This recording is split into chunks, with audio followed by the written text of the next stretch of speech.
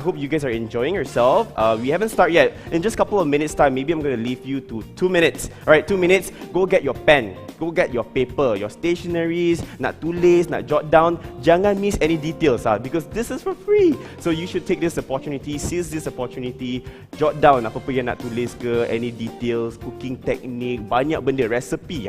Semua kena jot down. You have to take note of all this. I assure you, you're not going to regret this. So ladies and gentlemen, I'm going to give you 2 minutes. Should you need to excuse yourself to the restroom, go ahead and then come back in about a minute time. Be ready and then don't off your camera but mute your microphone. Alright, I'll be with you again. This is your boy Daniel and I'll see you again later. Ciao!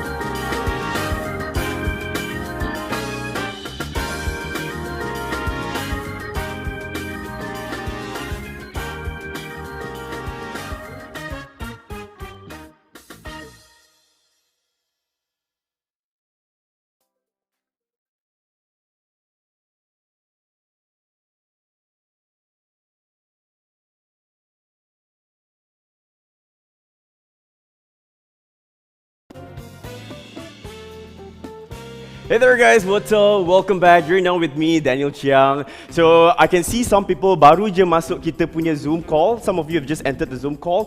If this is just one small little housekeeping rules, if you're still on portrait mode, change it to landscape view, okay? Okay, sebab I ada nampak, okay, cut face, okay, all good. Okay, if some of you, alright, if you're still on portrait mode, change it to landscape view. You don't want to cut this, you don't want to cut this. You want to see this full view over here. Alright, so if everybody's okay, we can start now. I think our chef is also ready to meet all of you here today. So once again, ladies and gentlemen, our special Astro customers, Malaysian viewers from all across platforms watching this live at the moment. I know some of you are watching from GF's Facebook and YouTube, some from Tinker Studios, some from Gempa, some from Astro Malaysia. So hi once again everybody, thank you so much for joining us here today. I appreciate your time as well as Chef. He's super excited to see all of you here today. So welcome to this special Virtual Cooking Masterclass, Level Up on the Table with Chef Sherson Lian. So hi, I am your host, this is your boy. You will be seeing this face till the very end of the session. My name is Daniel, and now I know I may not hear you. Saya mungkin tak dapat dengar you guys sebab you guys tengah mute your microphone sekarang. But it's okay, later we can unmute. Kita boleh sembang-sembang, we can chit-chat, you can ask your questions to our chefs. So feel free to drop any loves, any comment, alright? If you're watching this out of the Zoom, anybody streaming live from Facebook and YouTube, guys, please spam the comments, drop your love, and please tag your friends, share this live out as well, alright? So everybody can benefit from today's cooking masterclass, virtual cooking masterclass. So now for your information, today our session, Chef Sherson will be enlightening us on the preparation of two very special I would say exclusive dish. One is a main dish, and the other one, it's a dessert. But of course, I'm not going to spoil it for you. I'm going to leave it to the man himself to do the sharing of the dishes instead. So without further ado, ladies and gentlemen, please welcome our Malaysia's culinary expert and celebrity chef, no strange to the show of Lima Rencah, Lima Rasa. Ni mesti banyak yang tengok kan? And also, Family Kitchen with Sherson. Now guys, please welcome Chef Sherson Lian. Alright. Hello everyone! Wow, entrance dia grand gila. Wow, okay. Hello. Banyak yang excited. Chef, you can see all across platforms, you can see we've got guys, we've got girls, and then we've got the young ones and two extreme ages. Yes, Wow. the young ones and the younger ones. The young ones and the younger ones, that's right. So Chef, how are you doing? How's things? I'm good. I'm very, very good. Thank you. But jadi before kita start the whole session, the whole agenda for today, before we start, let's break the ice because some of our audience here, I think they're very eager to know you personally as well. Mungkin adalah kan details yang you guys nak tahu pasal chef single ke apa ke, kalau you guys tahu dia, he's already not single lah. So okay, anyway, Chef, we talk about PKPB first. Let's talk about CMCO. How's the whole pandemic doing? I think the CMCO has been quite a challenge. I think even for I'm sure for some of you guys who also who run businesses or you work for companies, it's been a challenge for me because I have a restaurant. And 1 minute we're in MCO, then next minute it's CMCO, and then RMCO, then we're back again to CMCO. So we've been sort of struggling with the whole thing. True, I know. But I mean, I'm also aware because I've got a couple of friends who own businesses as well, and some of them are not doing well, some of them are coping very well because they are very smart in that whole transition from the usual to the new normal. So how are you coping with that? Are you okay? Maybe I'm not so smart lah. But I heard you got do delivery, so that is smart. We do deliveries. We've also launched our new product called Rencah. It's available online. People can head on to Rencah by Sherson to check it out. So it's basically our sambal belacan, different type of condiments that we sell, and it's great. Nice. Okay, maybe Chef, can you share your journey in being a chef? My journey of being a chef. I mean, I'm pretty sure maybe there are many aspiring young chefs over here that want to be like you. They want to learn how to cook. Sorry, I should be looking at you directly at you, right? Because Chef, but you're on this side, so I keep looking this way because I want to see all your beautiful faces. Wow. But I should be looking here, right? Can look at both sides lah. Look here, then look there. Like that. My journey in culinary has taken me through many extremes. Yeah, I started off. I think many of you know. I started off helping my parents. They had a small little cafe, so it wasn't anything glamorous or fancy. It was just your simple basic stuff. And moving forward to that, I landed on TV. Also something that I never really expected. And then that brought me to places. Cooked for Dukes as well, and coming back to owning my own restaurant. So that's the whole journey has been 10 years. 10 years. 10 years on TV. If you add on the years before joining TV, I started work after Form 5. Wow. I've been in the food business after Form 5, and now I'm 35. Do you think it's the whole family business helping thingy that really helped you to? Yeah, that was what got me in the business. I see. Yes. What a long journey. It's also a very inspiring moment. Okay, Chef, so let's get back to what's on the table right now. So I can see there are lots of ingredients over here, and I told them actually that you will be cooking us 2 dishes. You will cook for me lah, because I'm here, I can taste it. So, okay, Chef, so can you enlighten us on what are the dishes that you will be cooking today, and they will be learning? Okay, so I'm doing, for the main dish, I'm doing chicken roulade stuffed with spinach and feta together with walnuts that I'll be serving together with some potatoes, Brussels sprouts, and carrots. Now, the interesting thing I want to show you guys is how I like to cook my carrots. I see. Yeah, it's almost to the point of burning it.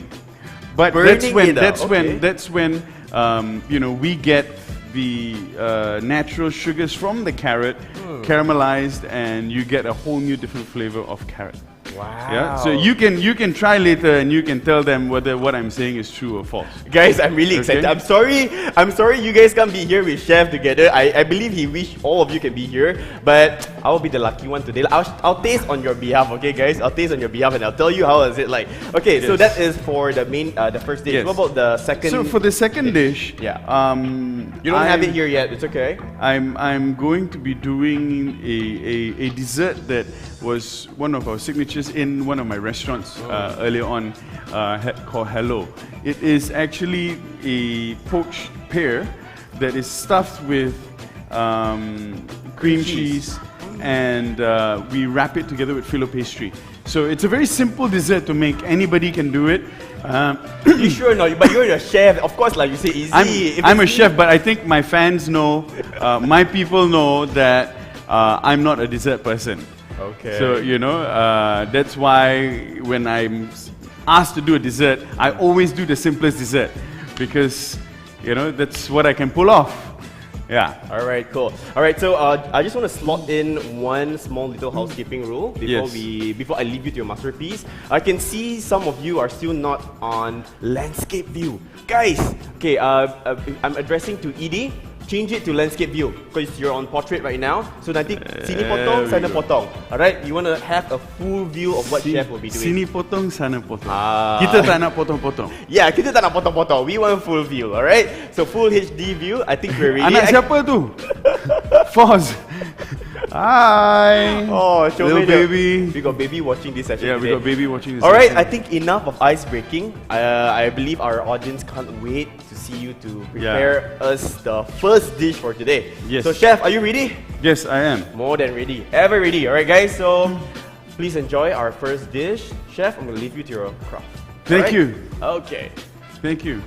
So, guys, first of all, I would like to say this feels weird because you're here, but you're also not here.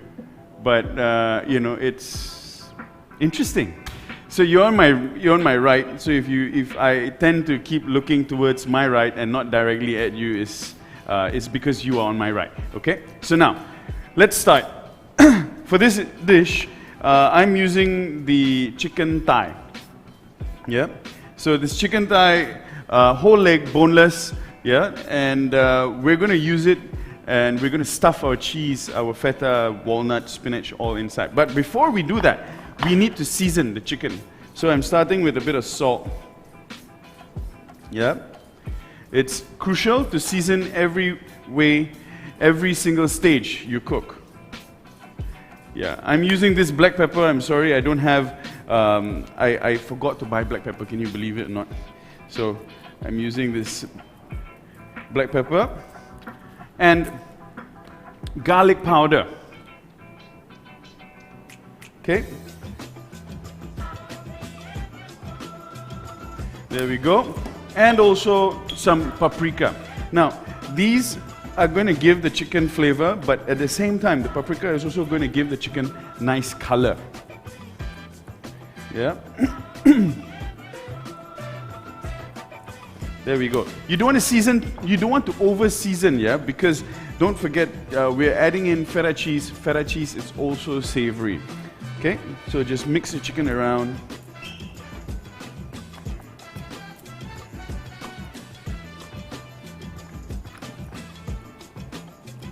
Yeah, and we're going to sit this aside and allow it some time to marinate, yeah, so that the flavor enters into the chicken.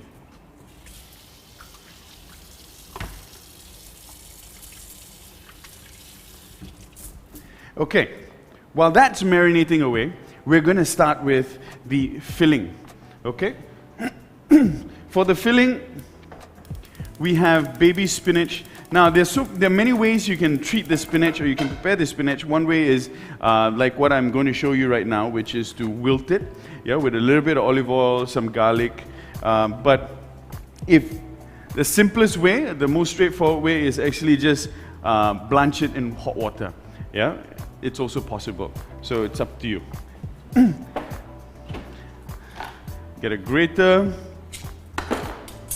So we have olive oil.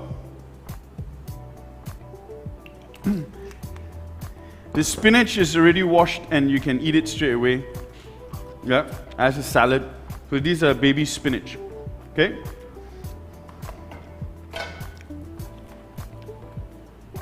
You do not want it too hot because you're just wilting it. If the pan is too hot, you're going to burn the spinach. Okay? Spinach in, garlic, we just grate some garlic inside.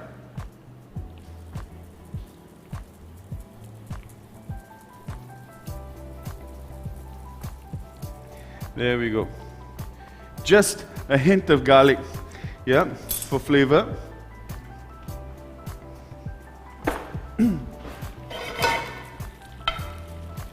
Beautiful. Little bit of salt. Again, you tend to see me seasoning a lot, yeah, but I season at every single layer of the dish, and I season a little bit at a time, yeah, because the last thing you want is the chicken is flavorful, but the filling doesn't have taste. You know, everything that we do needs to have taste, needs to have seasoning. There we go, nice. Yeah, with the addition of garlic, suddenly the whole kitchen smells wonderful. Can.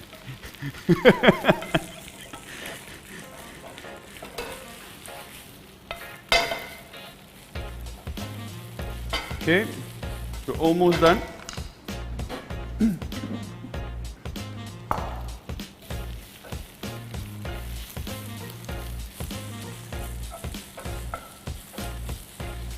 You see, tadi kita masuk macam banyak kan, but as you wilt the spinach, you know, it shrinks. And what you're really left isn't something that's a lot. Yeah? There we go. And now, we're going to add in the feta cheese.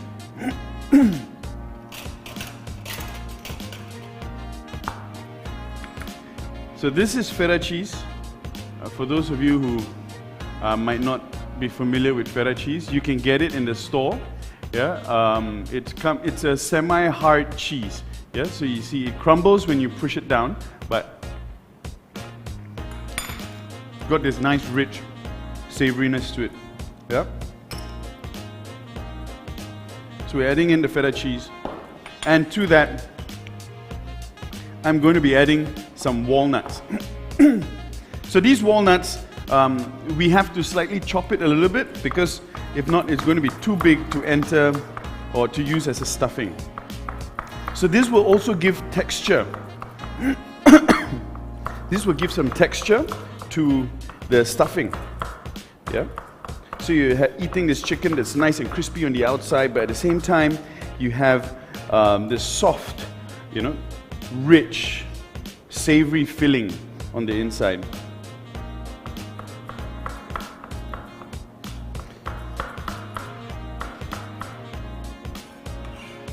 There we go. And what I want to do is, I'm going to just use a fork, yeah, just to mash up the cheese a bit and just to sort of incorporate all of it together. Yeah.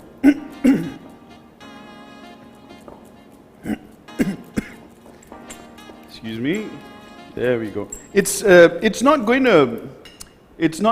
to combine as well as like cream cheese or, you know, ricotta cheese, because feta is a different sort of textured cheese. Yeah, as I said, it's a semi-hard cheese, but you want it sort of everything mixed up well. So with every bite, you have the cheese, you have the nuts. Yeah.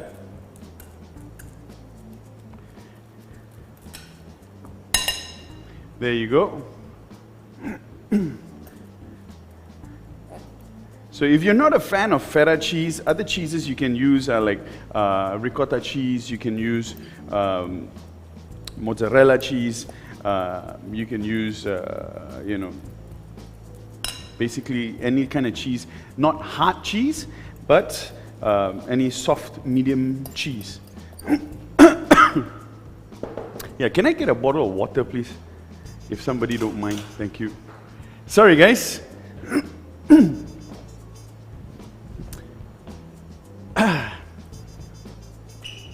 Minum. minum first, huh?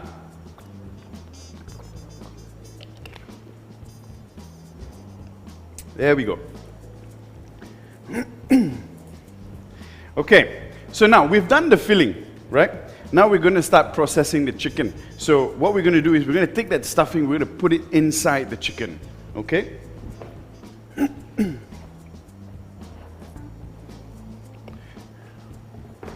A good kitchen tip, anytime you're using a chopping board, I always have a kitchen towel, damp kitchen towel on the surface, because this will prevent the chopping board from sliding around, okay? So just take some water, wet it, you put your board on it, and you see, doesn't move, okay? Now, chicken. What we want to do is just slightly open it up, yeah? So we have more space to roll, okay? And you want to feel for any bones. You want to make sure that there are no bones inside, because if they are, then it's not going to be pleasant, yeah? Because it's supposed to be a boneless piece of meat. And if you all of a sudden have bones, someone might break their tooth lah. Okay? There we go. Fantastic. Another one. Repeat the same thing. This, you sometimes get a lot of excess skin. Yeah? I normally will discard this from the roulade. You can save it to use for other things, like when you're making chicken rice, you want to make crispy chicken skins, you can do that. Okay? The other reason why we're opening it up is also so that it cooks faster. If the chicken is too thick, then what's going to happen is it's going to take a long time to cook, and some parts within the roulade are not going to cook evenly. Yeah? And if you find veins, it's a good time to remove these veins, okay?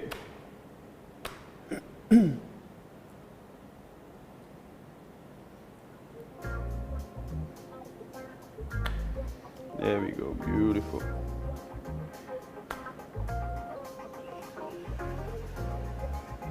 Okay? Now, you'll need butcher string. This is butcher string. You can get it in, I think, supermarkets, yeah? So we get this from supermarkets. We use this for your lamb, your chicken, any kind of meat that you want to hold in shape as you roast or as you pan fry, yeah? This butcher string works magic, okay? So we're done with the chicken. Now we're going to stuff it, okay? How we're going to stuff it is basically very simple. Let's take a little bit of this stuffing.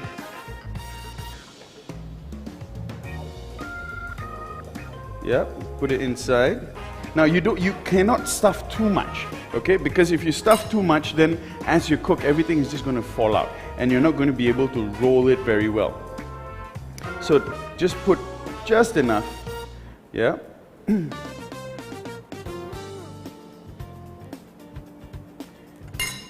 Already quite a bit, and we roll, okay? So this is what we want. There we go. The next one,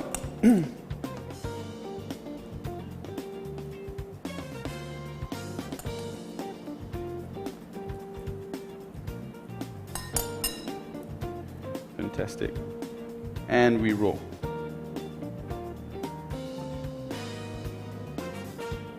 Okay, now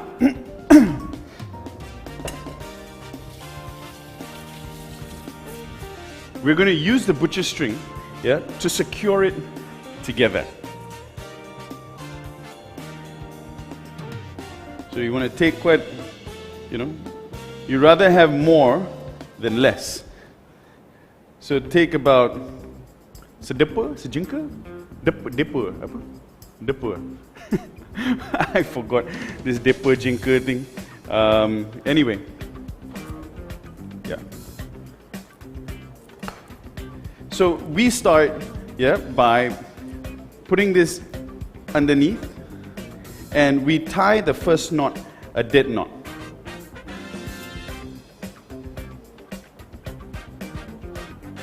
Ini ikat mati.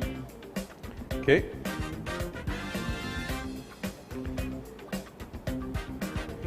Okay, there we go. And then we move backwards. So I will move about an inch away from the first ikatan, go underneath the chicken. Yeah. So kita akan masukkan ke bawah. Yeah, we put it under. Pull it out, and this is so that we do not have to tie another knot, and we move straight into the next section. Yeah, there we go, and we will repeat the process till the end. So sometimes you're doing 3 ties per leg. Sometimes you're doing 2. It's barely ever 2. Sometimes it's 4. You know. There we go. Okay, and the last one, same thing. We go underneath. We come back out. But for the last one, obviously, kita harus ikat mati lah. Yeah, supaya the whole thing stays.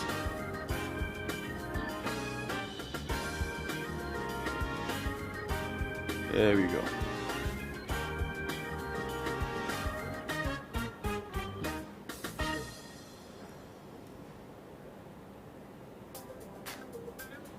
So you can use this technique to roast the chicken, or it's the same way you tie when you're tying when we're tying lamb legs. Yeah, it's the same method. There we go. Okay, extra yang lebih tu kita potong lah. There we go. So that's one. Okay. Now we're going to do the other.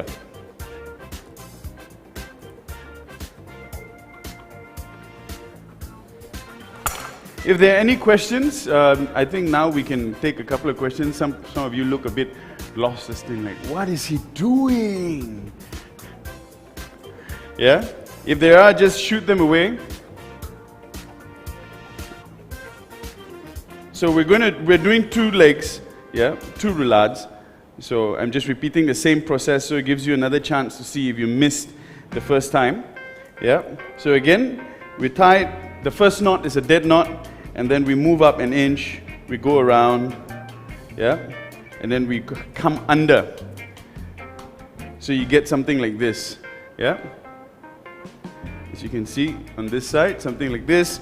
Then we repeat the same process again. We go around the chicken under, come under the string that goes around, pull. Yeah, so we get something that's nice and sort of tight. Okay, last bit, same thing. But as we do the last one, again, like I say, kita nak ikat mati supaya the ikatan tak terkeluar bila kita masak lah. Yeah, there we go. Daniel.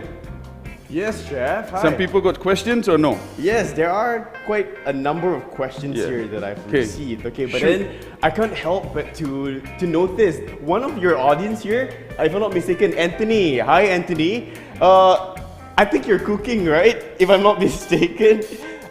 Anthony, are you cooking? Yeah, it seems like he's doing something. So I think, Anthony, are you cooking? Yeah, I thought it's supposed to be cooking. Yo! No, I mean, which is great. I'm really happy. But okay, can you follow up? Is Chef going too fast? It's very fast. Very fast, Chef. You need to go slower. Okay, because I didn't know you cooking, ma bro. I didn't think anyone was cooking. Anthony, good job. Thanks for participating. Because, literally participating. I see Nazib sitting down like Cleopatra. I see Iman chill there. So I didn't think anybody was cooking. Okay, so maybe Chef, you can go a little bit slower for the benefit of everybody. Kok ada yang mungkin dia tercepatkan.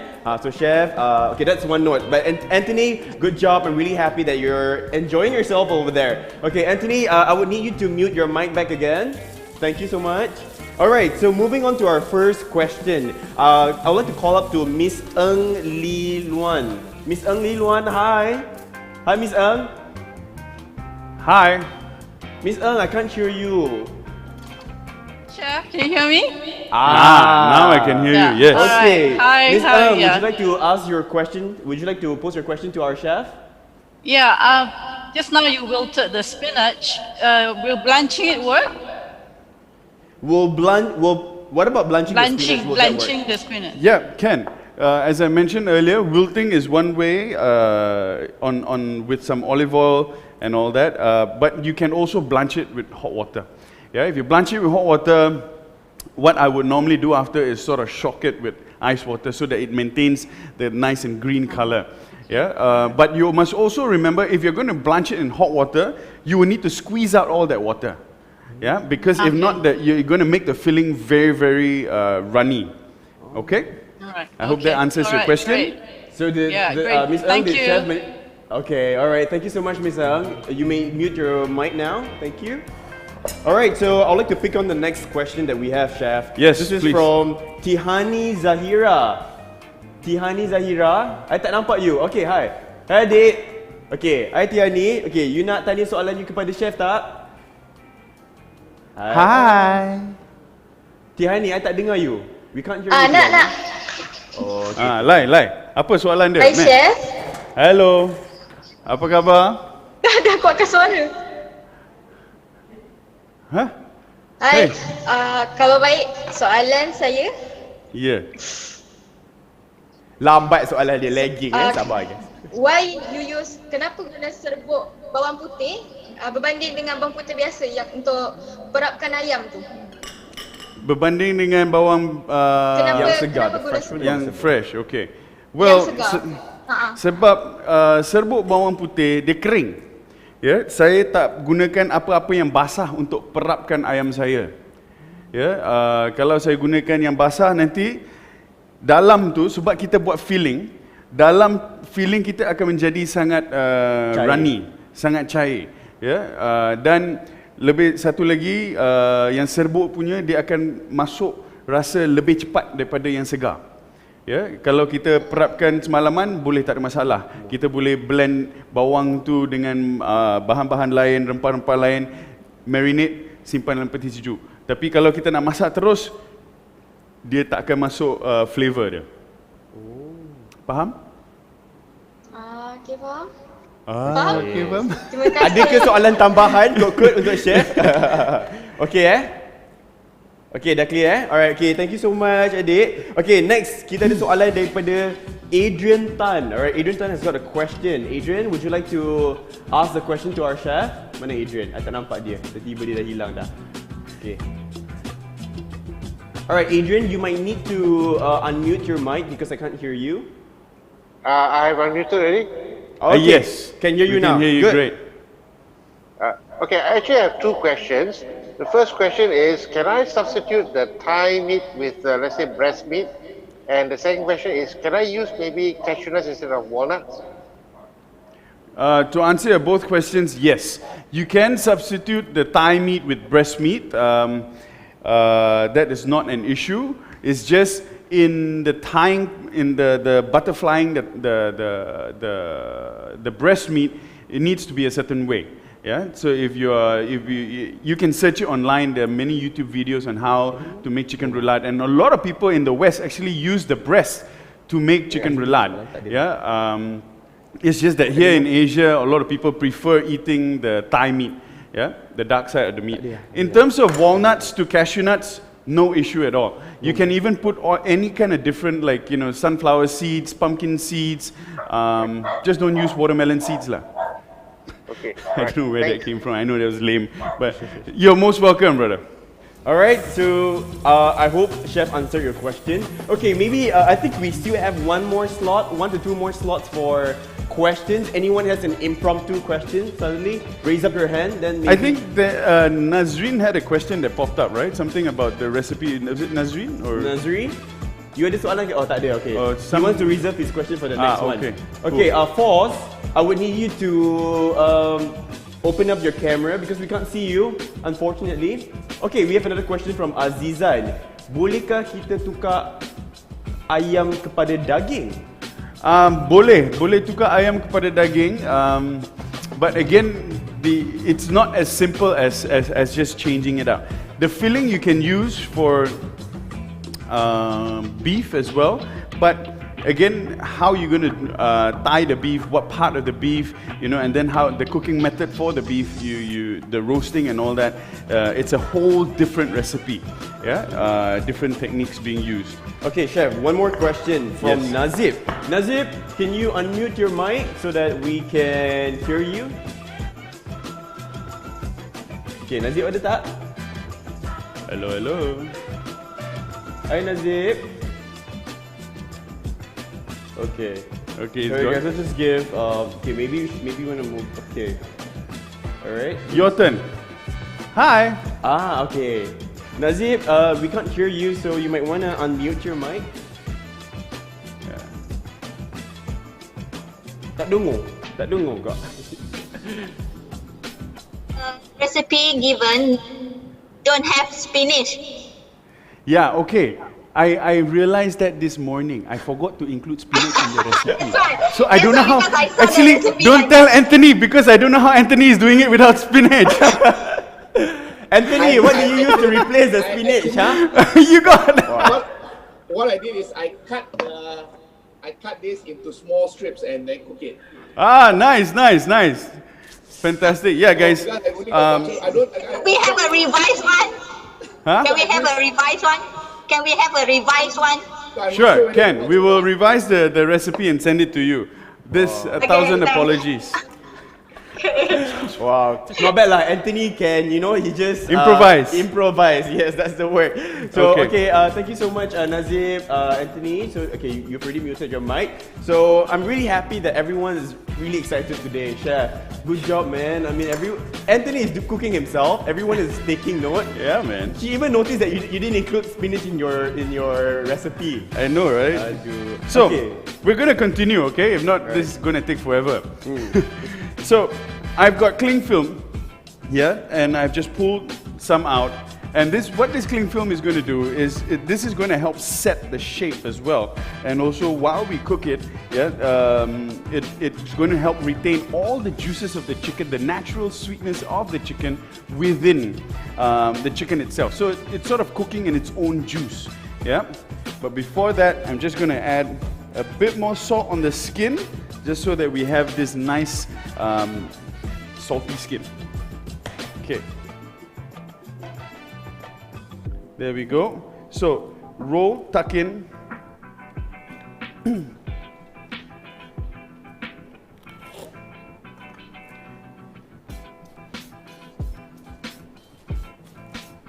There we go. Okay, we'll need to damp the table just a little bit. This so that we have some sort of a grip on the table to roll. There we go. So, you want it tight, but not too tight. Yeah, because if you have it too tight, then it's just going to be a fat, short sausage. Yeah, which is not something we want because it's going to compress the meat, right? So you want something that is tight enough, but also maintains the shape and not too tight. Okay, there we go.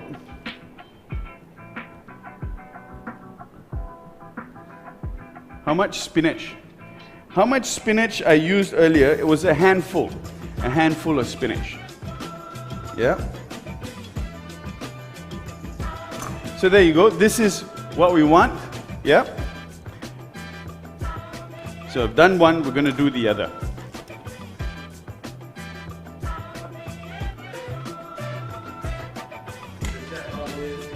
It's coming along great, bro. It's coming along great. I hope everyone is having as much fun as I am. Okay, so same thing with the other roulade. Roll it, tuck it in,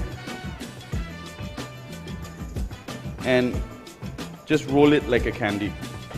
Again, if the chopping board is too smooth, just damp it a little bit, and voila, it does the job.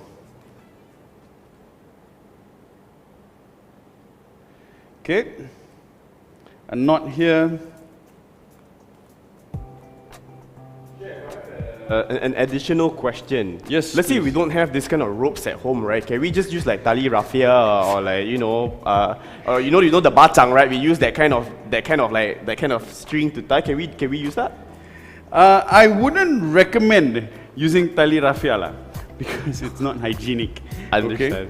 Okay? But this string is fairly easy to find. You know, Where can we get it? Supermarkets will have it. Yeah, you can get it in the supermarket, or you can get it in bakery shops. Any place that sells like kitchen appliance. So it's not something difficult to find, lah. Yes, correct. Okay. It isn't. Okay. Now,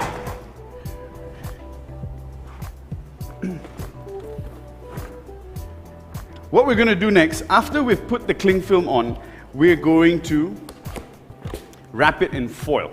Yeah, because we're going to be dunking this inside hot water. And we just want to make sure that the cling film is not in direct contact with boiling water. So we use the aluminium foil to protect it. And at the same time, the aluminium foil will help as a conductor to evenly distribute heat as well within its wrapping.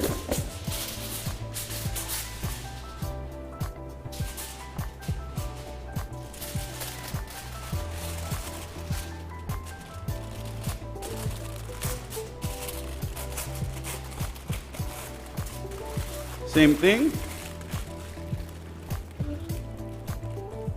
You want to twist it into a shape of a candy. Yeah?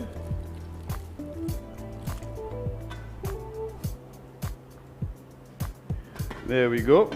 So we're going to dunk it in water.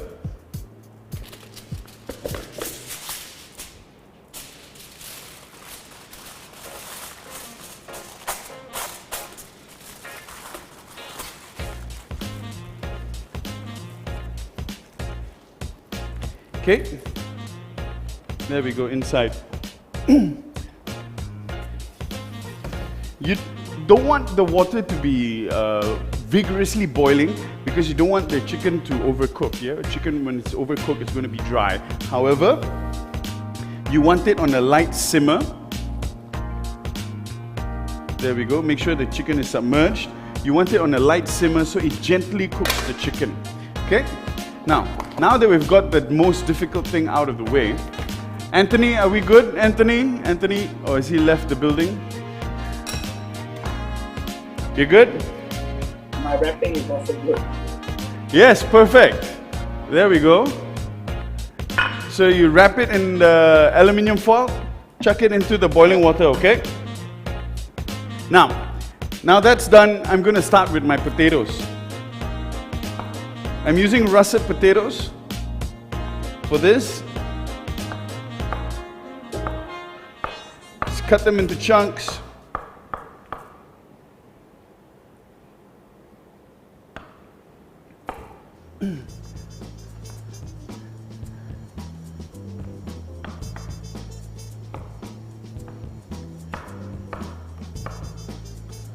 Okay. Fantastic.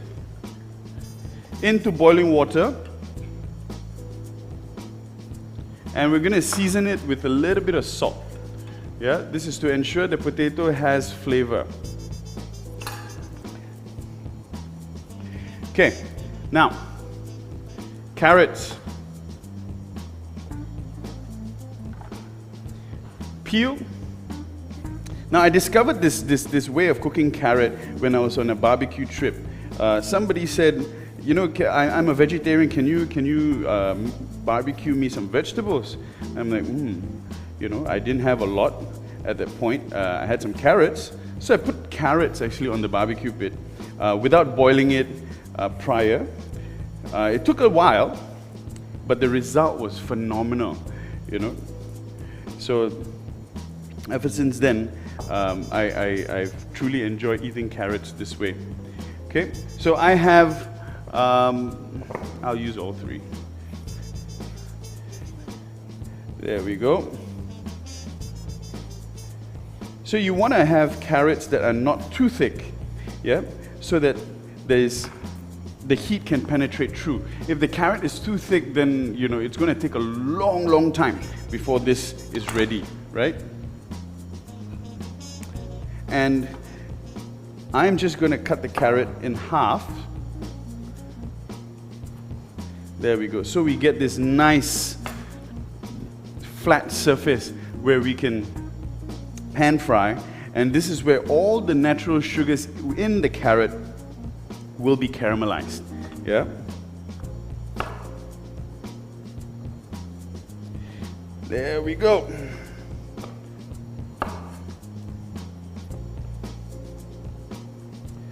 Okay, fantastic. Okay.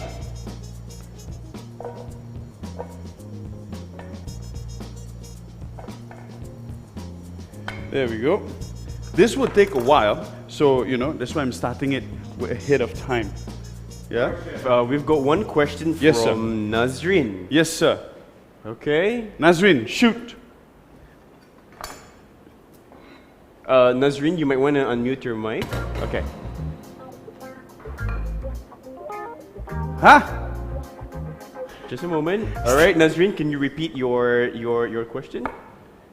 What's the difference between using normal potatoes and russet potatoes in your cooking? What's the difference between using normal potatoes and russet potatoes in cooking? Well, you see, there are many different potatoes for many different purposes. Yeah, the starch content. Some potatoes, starch content is higher. Some potatoes, starch content is lesser. Some potatoes are waxier. You know, so there are specific potatoes for specific purposes. So russet is a good potato for frying, for baking, because it's nice and fluffy. If you do so, you would realize sometimes when you're not specific with buying the potatoes, and when you use it to fry, you find that your potato is sometimes soggy, you know, and it's not because of you. It's simply because you use the wrong potato. You know what I mean? So there are some potatoes that are great for boiling, like making your potato salads, but there are some potatoes that are specific for frying or baking. So maybe, Chef, you can walk us through what are some of the potatoes that is used for what kind of purpose? Like for russets, you said it's good for baking and, sorry, you were saying? Yeah, good for baking, then and frying. Like, you know, I think the normal potatoes we get here are like chat potatoes. You know, when we go to our normal market, dia tak ada tulis potato apa-apa, dia just kentang. You know what I mean? So, but yeah, when I want to fry the potato, I have to make sure I get russets. If not, sometimes it's going to be great, sometimes it's going to be soggy, sometimes it's, you know, just going to absorb all the oil, and that's not what we want. Okay? So, you can smell already the carrot, yeah, that I've put in, and it smells great. And there's a thing that it is just carrot, yeah? There we go. So to this, I'm going to be adding olive oil. Again, it's on a low-medium heat. Yeah. We don't want it to burn, but we want it to char really nicely. Now, as for the Brussels sprouts, I'm just cutting them in half. Okay? And we're going to do the same thing with the Brussels sprouts. I know a lot of people don't like eating Brussels sprouts, me included before, but I've now only eat Brussels sprouts one way, which is the way I'm going to show you how to cook it. Yeah, it's by charring it. And this way of cooking raw vegetables, you can also use it to cook broccoli. and you get an amazing result. Like I serve a broccoli salad in my restaurant we call charred broccoli salad, and we again just some olive oil, we put it on the pan, and we get the nice floret sort of a little bit burnt here and there. You know, you get this wonderful aroma, and it's you'd just be surprised. Yeah, so it's something you can try at home. There we go. You see this, all this color? This color is due to the caramelization that's happening from the natural sugars of the carrot. Fantastic. Oh, look at that. This is nice. Yeah, but this is not enough. I'm gonna char it even more. So once this carrot is done, right, we're just gonna season it with a little bit of salt and dress it with a little bit of lemon juice and a slight drizzle of honey, yeah, just to give a nice richness to it. That's it. Okay, Brussels sprouts. And then I'm using a little bit of purple carrot. Now this is mainly for aesthetic purposes. Yeah, you don't have to use purple carrot if you don't have purple carrot. It is relatively expensive compared to your normal carrot. So again, I'm doing it just for aesthetic purposes. Yep. There we go. Again, cut the carrot in half. Anthony, are you doing okay, Anthony? Fantastic. Awesome. Yeah, there we go.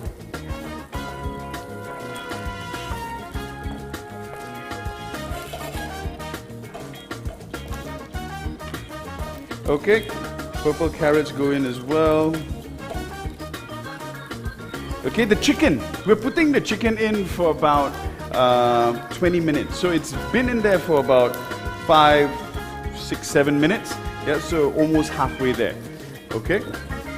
Now the potato, once it's boiled, we're gonna have to throw the water away. Yeah, and what we're gonna do is we're gonna add butter into the pot. And from there, we're going to add some garlic, we're going to add some thyme, some herbs inside. And it's just that potato is going to absorb all that wonderful flavor from the garlic, the thyme, the butter. Okay?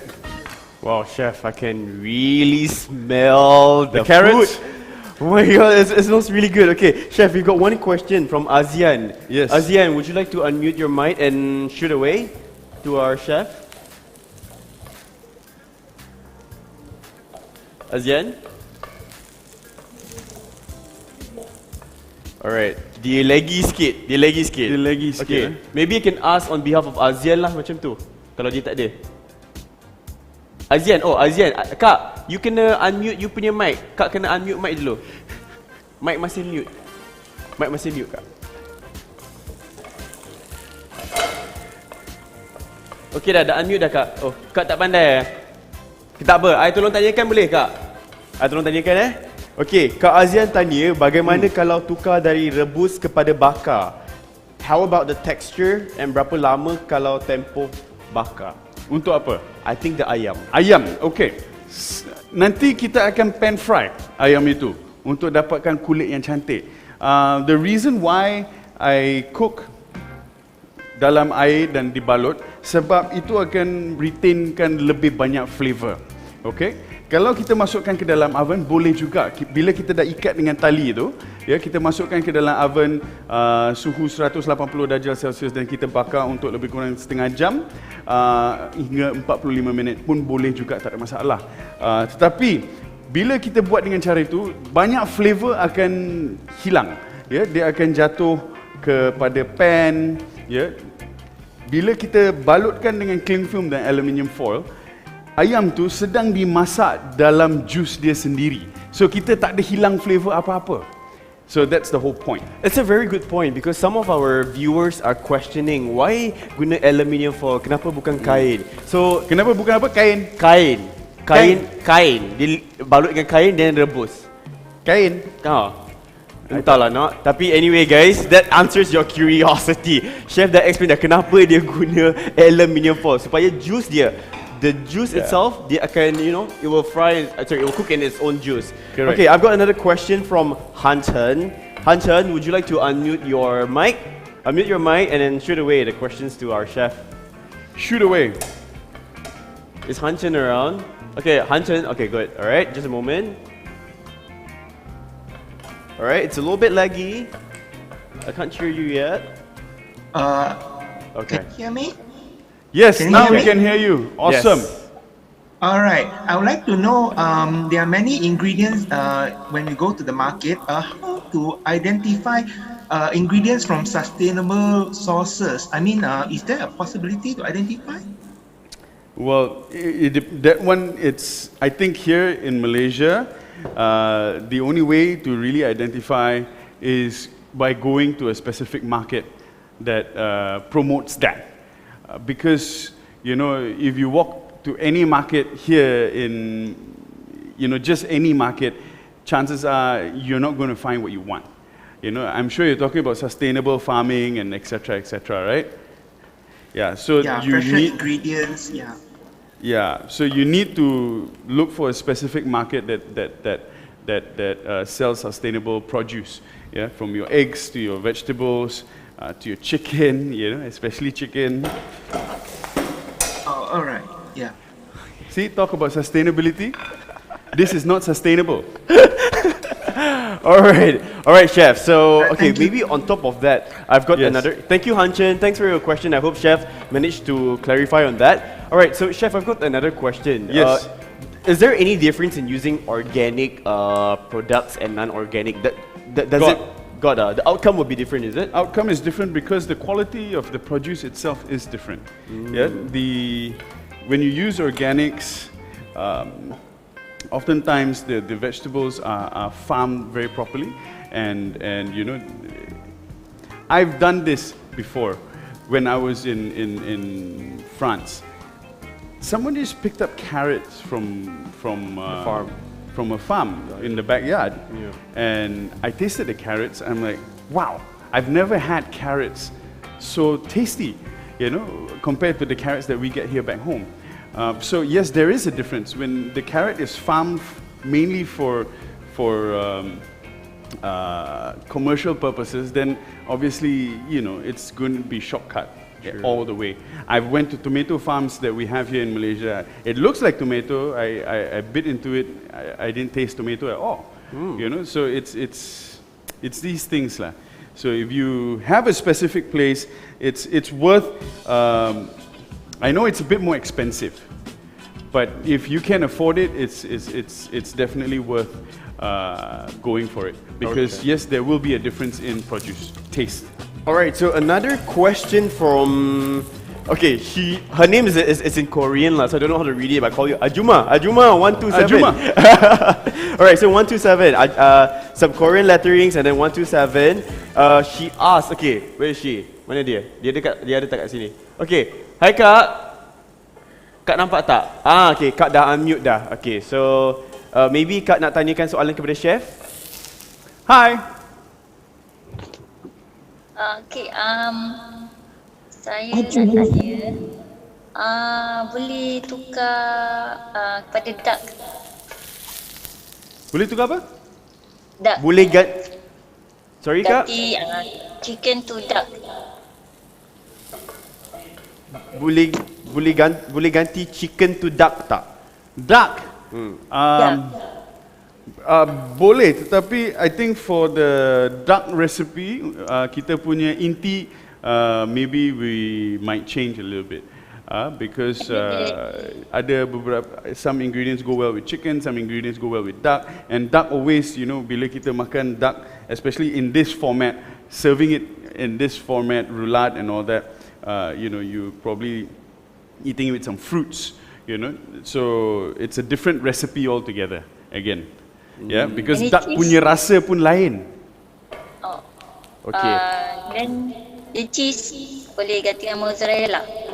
Kan, boleh ganti dengan mozzarella, boleh ganti dengan cheddar, boleh ganti dengan ricotta, boleh, tak ada masalah. Okay? And then masak tu method boleh guna baking. Baking. tadi I dah jawab, kalau kita bake, boleh, bukan tak boleh. Kita boleh masukkan ke dalam oven, tak ada masalah. Tapi cuma bila kita bake tu, banding dengan bila kita masak dengan air, kita hilang banyak flavor. Ya, dalam proses roulade ni, dia lock. So ayam tu tengah masak dengan juice dia sendiri. So kita tak ada di mana-mana yang flavor tu hilang. Oh, kalau baking, dia punya flavor boleh hilang lah. Dia punya apa? Flavor boleh hilang ke kalau baking? Sedikit, sebab bila kita bake tu, ya, dia expose kan, dan semua juice tu akan meleleh keluar. Oh, and then carrot, guna baby carrot kan? Saya gunakan carrot biasa tetapi dia kecil sikit. Sebab kita pan fry. Ya, sebab kita pan fry, kalau kita beli carrot yang tebal sangat, dia akan ambil masa yang terlampau lama. Ya, saya gunakan carrot yang kurus, so nampak ni. Just by grilling, dia pun dah lembut dah. Okay? So kita Jadi tak payah nak. Kalau nak save, pakai baby carrot. Nak apa? Baby carrot. Selamat lah. Nak selamat pakai baby carrot? Bolehlah, terpulang. Tapi saya lebih suka guna carrot yang ni. So basically Kak, dia kena guna carrot yang kurus lah, carrot yang jangan Yes. tebal sangat. Tapi carrot biasa, cuma jangan tebal. Kalau tak, dia akan ambil masa lama. Kalau guna baby carrot juga, flavor sama je kan? Kalau guna baby carrot apa dah? Flavor baby carrot dengan carrot biasa yang kurus tu sama saja kan? Baby carrot yang akak kata yang kecil-kecil tu cocktail carrot tu Kita beli dekat Aeon big ke dia atau satu paket tu kan? Itu Itu saya tak suka guna sebab itu tak sedap langsung. Oh itu. Ya, dia punya rasa Lain sikit lah. dia tak ada rasa carrot lah bagi saya. So saya yang tu saya tak guna. Okay? Alright, okay. Thank you Kak, terima kasih. Brussels sprouts. I'm going to continue for a bit. Okay, can. Yeah. Then we'll jump to the remaining questions that we have. Okay. I'm adding in the Brussels sprouts now into the same pan that we've done the carrots. Yeah. So we start charring the Brussels sprouts as well. There we go.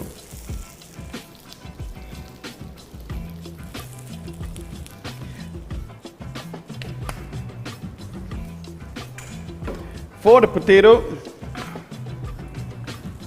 yep, we want to discard the water. And we're putting the potato back in the same pot. Yeah, and to that I'm going to add some butter.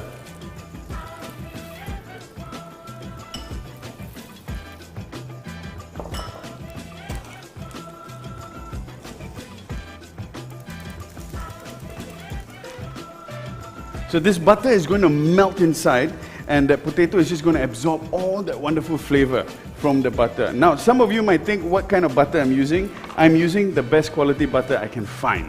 Okay, because why? It's a simple dish, and butter plays a very important role in flavoring the potato.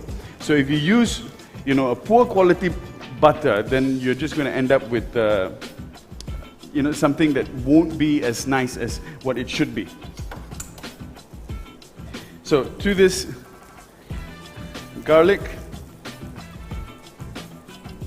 so this garlic is going to flavor the potato as well.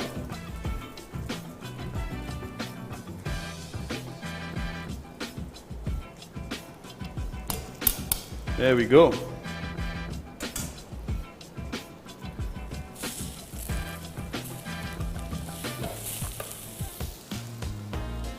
The carrots are done.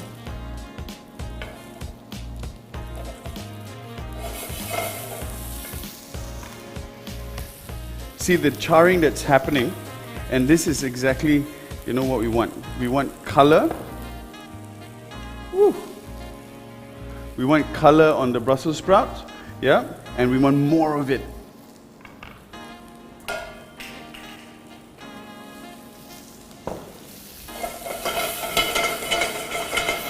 Fantastic. So we've got our vegetables almost done. Our chicken is going to be ready quite soon. Thyme. We're adding thyme into the potato. Yeah, this will be the perfume for our potato dish. There we go.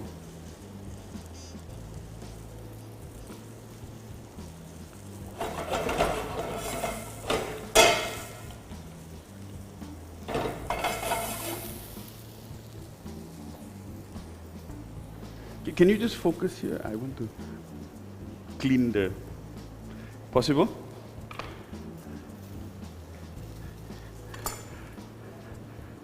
Go.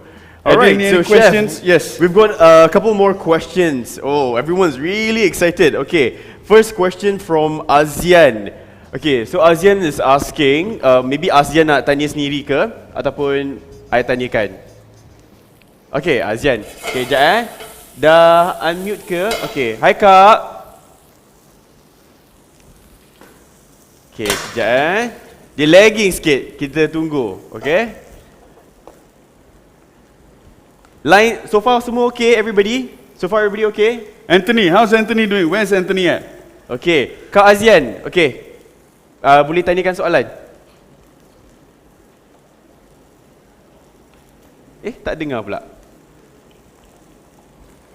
Sekejap Can't hear you. Okay. Alright. Okay, Kak Azian cuba cakap tengok. Alamak, tak While we're bersuara waiting pula. for Azian, I'm seasoning the Brussels sprouts. Yeah, I'm going to season it with a bit of salt and black pepper as well. Yeah. Okay. Alright, maybe I'll ask on Azian's behalf. Sure. Dia tanya, ada beza ke aluminium foil dalam dan luar? Aluminium foil dalam dan luar. Oh, maybe, because kan aluminium foil dia ada both sides kan? So, is there a difference? Honestly, I don't know what the difference is. I don't know. I've used it every time I use it the way bila dia comes out. Yes, but aluminium foil kan dia dah siap roll. So when I pull it out, I put my foot in, then I roll backwards. So that's what I do all the time. So yeah, haven't done it the other way around. Before. Okay. Yeah. All right. So next question from Adrian. Maybe Adrian, would you like to shoot the questions yourself? Yes, hi Chef. Hello, Adrian. Just wondering, just now when I mentioned about the breast meat instead of thigh meat, since the breast meat is a bit dry, is it possible to substitute for a more creamier cheese like cream cheese or even blue cheese? You can substitute it with cream cheese. Cream cheese is fine. Like I mentioned, other mozzarella, cheddar, you can even mix different cheeses together. Yeah, you can use ricotta cheese, no problem whatsoever. Okay, the cheese part is completely up to you. If you're using hard cheese, then maybe if you're mixing the cheese, you use some cheese that are soft, some cheese that are hard, then you grate them together. You grate the hard cheese inside for flavor, you mix all of it up when you're doing the stuffing. Okay? Right. Thanks, Chef. All right. Thanks, Adrian. One There more we question from Nazib. Nazib, you nak I tanyakan soalan ni tak? Ataupun you nak tanyakan? Okay, Nazib wants to ask herself. Okay, just a moment. Salted Let's wait or for him. unsalted? Butter. Butter, I Yeah, always butter. use salted. I always Salted. use salted. Selalu. What's the Yeah? difference, salted and unsalted? Salted and unsalted, lo? I mean, like, does it contribute to different? I mean, like, would it taste nice because it's? For me, because I love salt. I see. Yeah, I love salt, and to me, if it is not salty, not salted, I find it's lack of flavor. I see. Yeah, so that's why I say, for me, it has to be salted. Yeah. All right. But I think a lot of people, when they use unsalted butter, there are a lot of them using it for baking purposes. Yeah, because then you can control fully the amount of salt that goes into your cake or your dessert. But for me, because I don't do a lot of baking, yeah, so for me, salted butter is good for cooking. Salted butter. Nampak sangat I tak selalu masak Tanya pula chef, what's the difference salted and unsalted? So okay chef, I also can't help to notice, but you did mention something earlier. The best quality of butter. Would you like to recommend, like, what kind of butter would that be? The French butter is good. New Zealand butter is good. French butter, New you know, just I'm not saying go out and get the most expensive butter. Understand. You know, just get a decent priced butter is good enough. Okay. Okay. Another question from FD. Yes. Not Shoot fixed, away. Not fixed deposit, yeah. Fixed. FD is it? FD. Okay, FD. Hi. If you're ready, anytime away.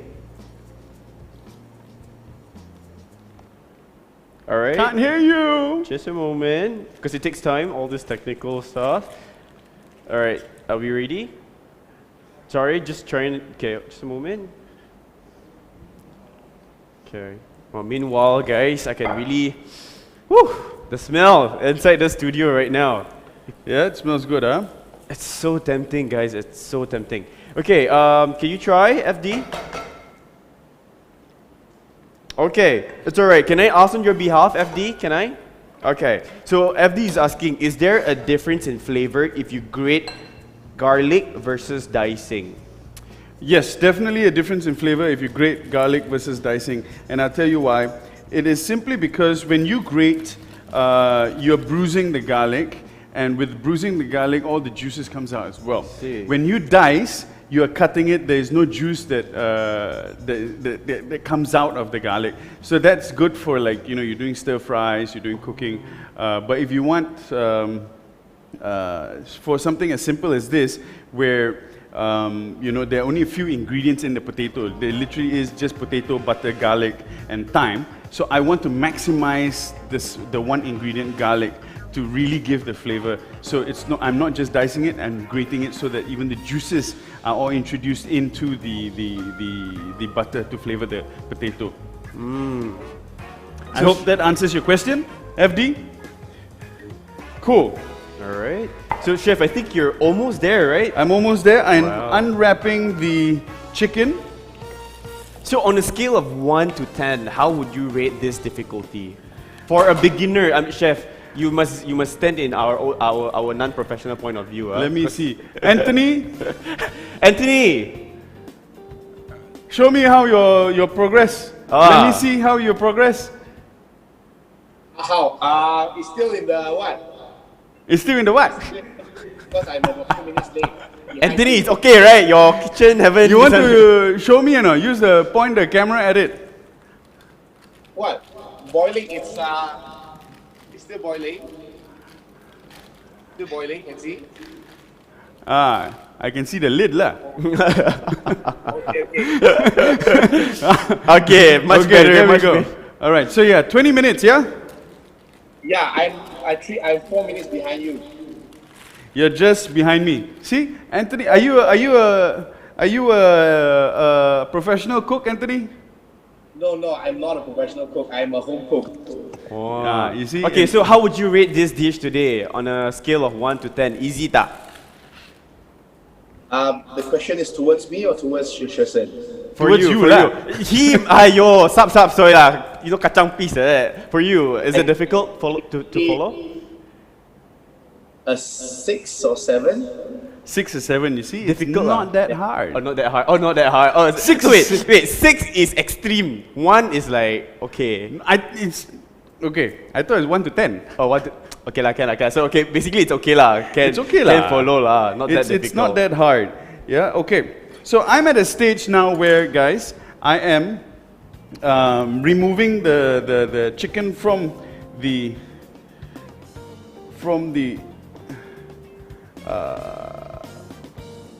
cling film, and there we go.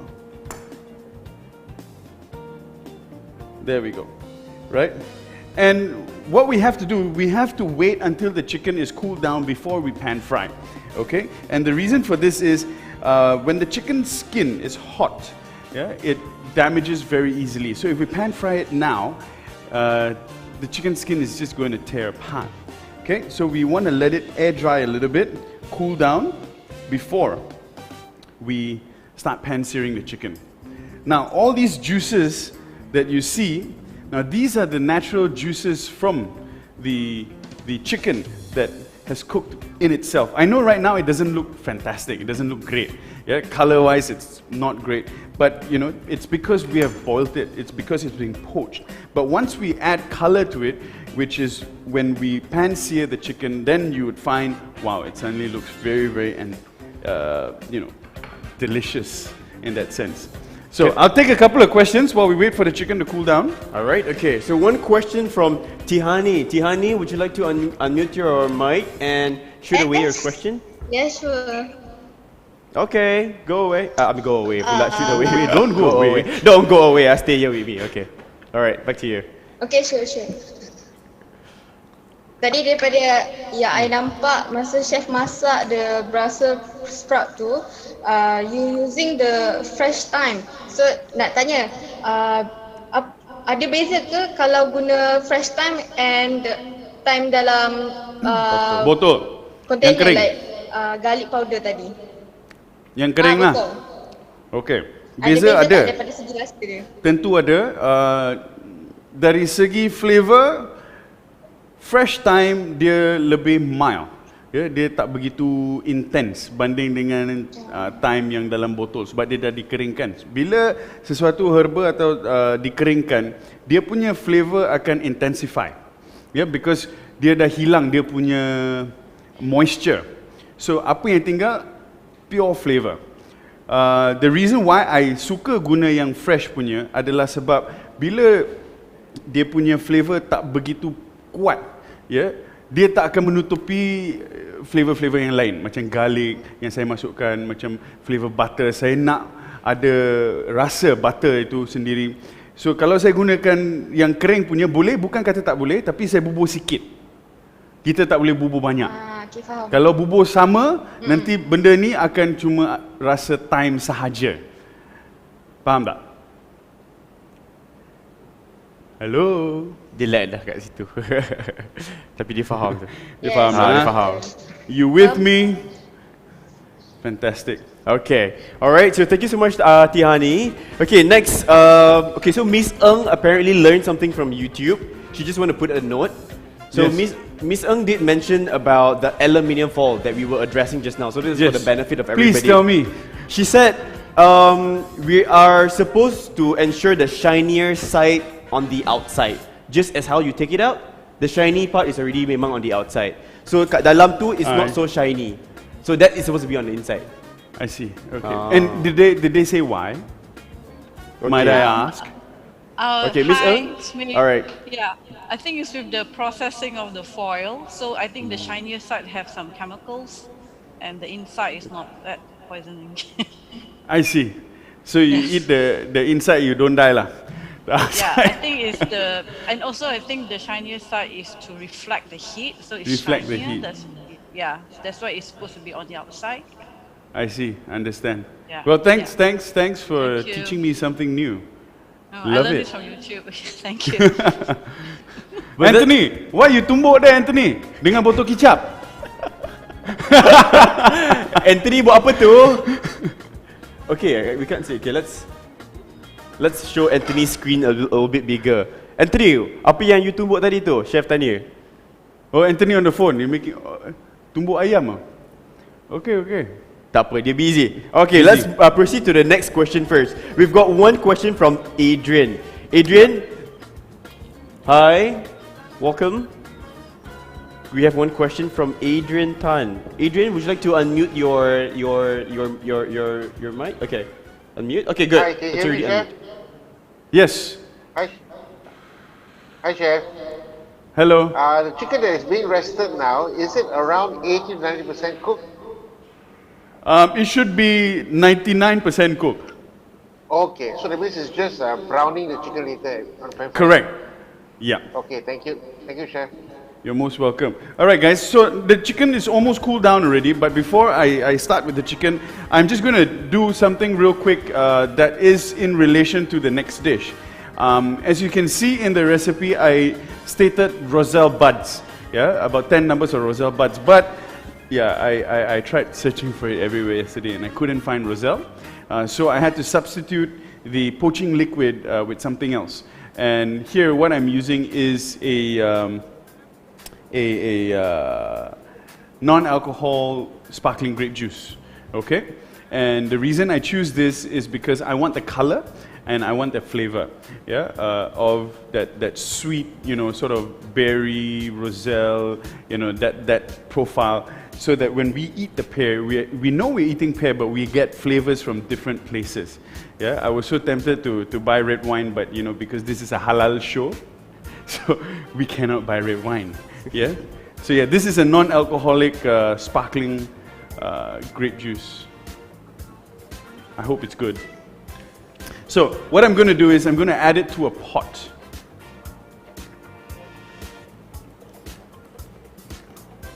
There we go. Yeah, and by adding it to a pot, yeah, I'm going to turn on the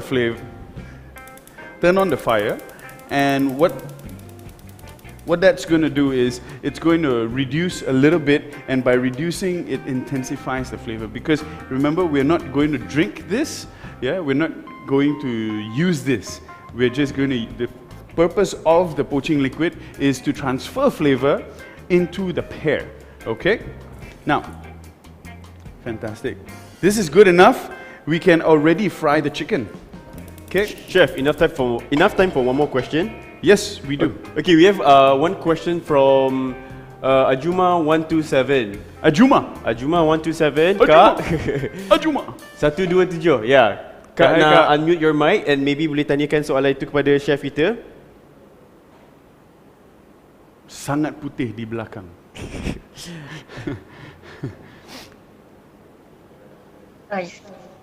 Okay. Hai chef. Hello. Ya. I tunggu you tunggu I. Macam baru jumpa. Ya, chef tak dengar. So, sekarang boleh? Masa boil chicken dalam periuk tu, kena biarkan tunggu berapa lama? I masak tadi 20 minit. Berapa minit? Yes. Okay. And then nanti nak grill chicken tu kan, how many minutes? Apa tu? Maknanya nak caramelize the chicken. Oh, ini nanti secepat mungkin. Oh, cepat mungkin, sekejap je Yes, lah. sebab kita tak nak dia masak lagi. Kalau kita masakkan lebih lama, nanti dia akan jadi dry lah. Sebab ayam tu dah masak, kan? Oh, dah masak, completely masak. 20 minit kita rebus tadi, dah masak dah. Oh, dah masak. Okay, terima kasih. Yeah. Sama. Alright. Thank you, Kak. Sama-sama. One more question. Yes. From Nazib. Nazib. Shoot. Alright. Nazib, over to you. If you're using your rosal bud, the process will be the same. Okay, so in the recipe I stated if you're using roselle buds, you prepare the roselle buds, you put them in water, you add sugar to it, and then you boil. Okay. So when you boil it, you extract all that flavor from the roselle, and roselle kan dia macam masam pahit sikit. Yeah, dia kelak. Yeah, so that's why there's a lot of sugar that's being added into it. Yeah, so but we want like that a jam, aroma. like a jam.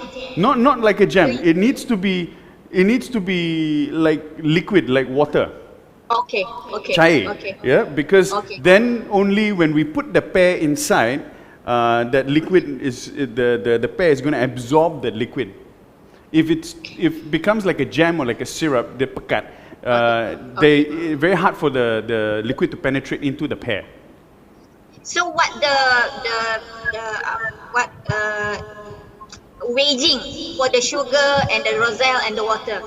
So I would put let's say 10 roselle buds to about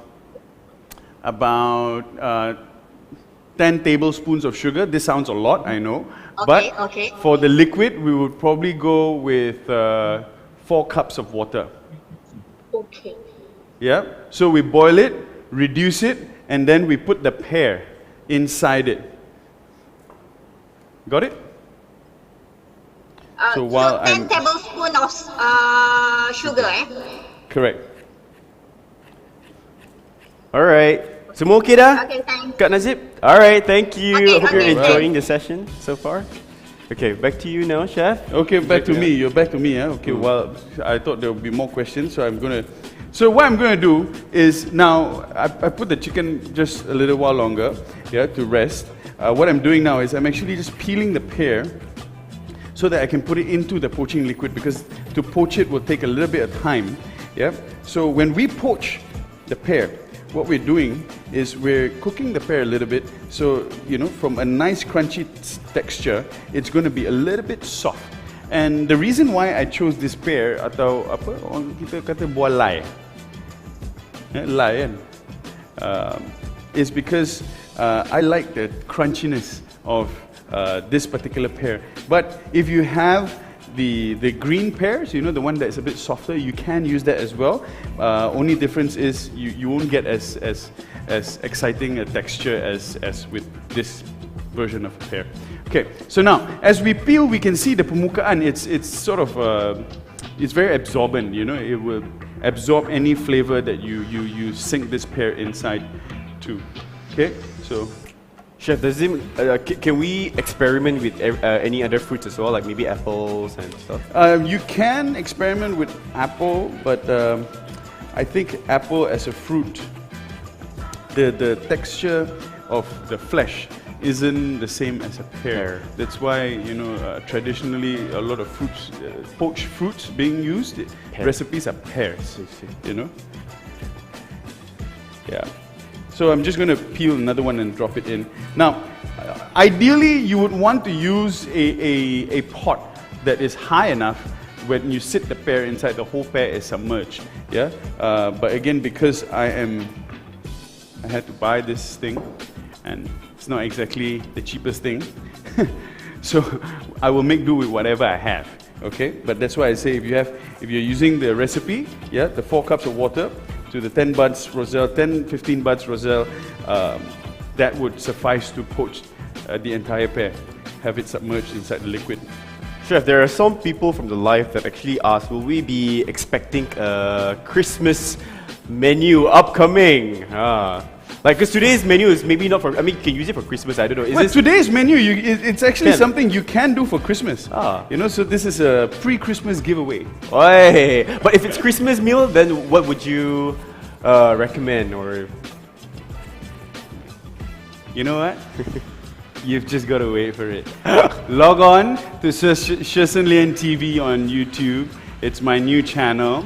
It's got a lot of interesting stuff on there. Subscribe, and then you'll be the first to know when we have a Christmas thing out. Wow. Yeah? So it's not if, it's when. Okay? So guys, Chef already answered your questions. He said yes. It's just not if, but it's when. So correct. Go to his YouTube channel as well. Okay, so because the pear is not fully submerged, yeah, I will have to, sort of flip it around once in a while, do a bit of a tango with it, just so that, the entire pear absorbs the flavor. And to this poaching liquid, feel free to experiment. If you want to experiment, you can experiment with some spices, like, let's say, cinnamon. Yeah, I've got, okay, I'm just experimenting as I'm thinking I'm doing, okay? So I've got a couple of cloves, yeah, that I can add in as well. And these cloves, they are sweet spices, yeah? So you can add cloves, you can add cinnamon, you can add star anise, and these will sort of give flavor and perfume to the poaching liquid, hence the pear will have that hint of spice when you eat it later on. Okay, I hope that makes sense. Yes? And I'm doing this just to give you free hand in terms of how you want to explore, what kind of spices you want to put. Don't put curry leaf lah, okay? Okay, Chef, one question from... That would be funny though. It's like, apa ni dessert ada rasa curry kan? Itu experimental sangat lah. Okay, so one question from Ajuma127. Ajuma, yes. Ajuma127. Okay, jom kita tanyakan soalan.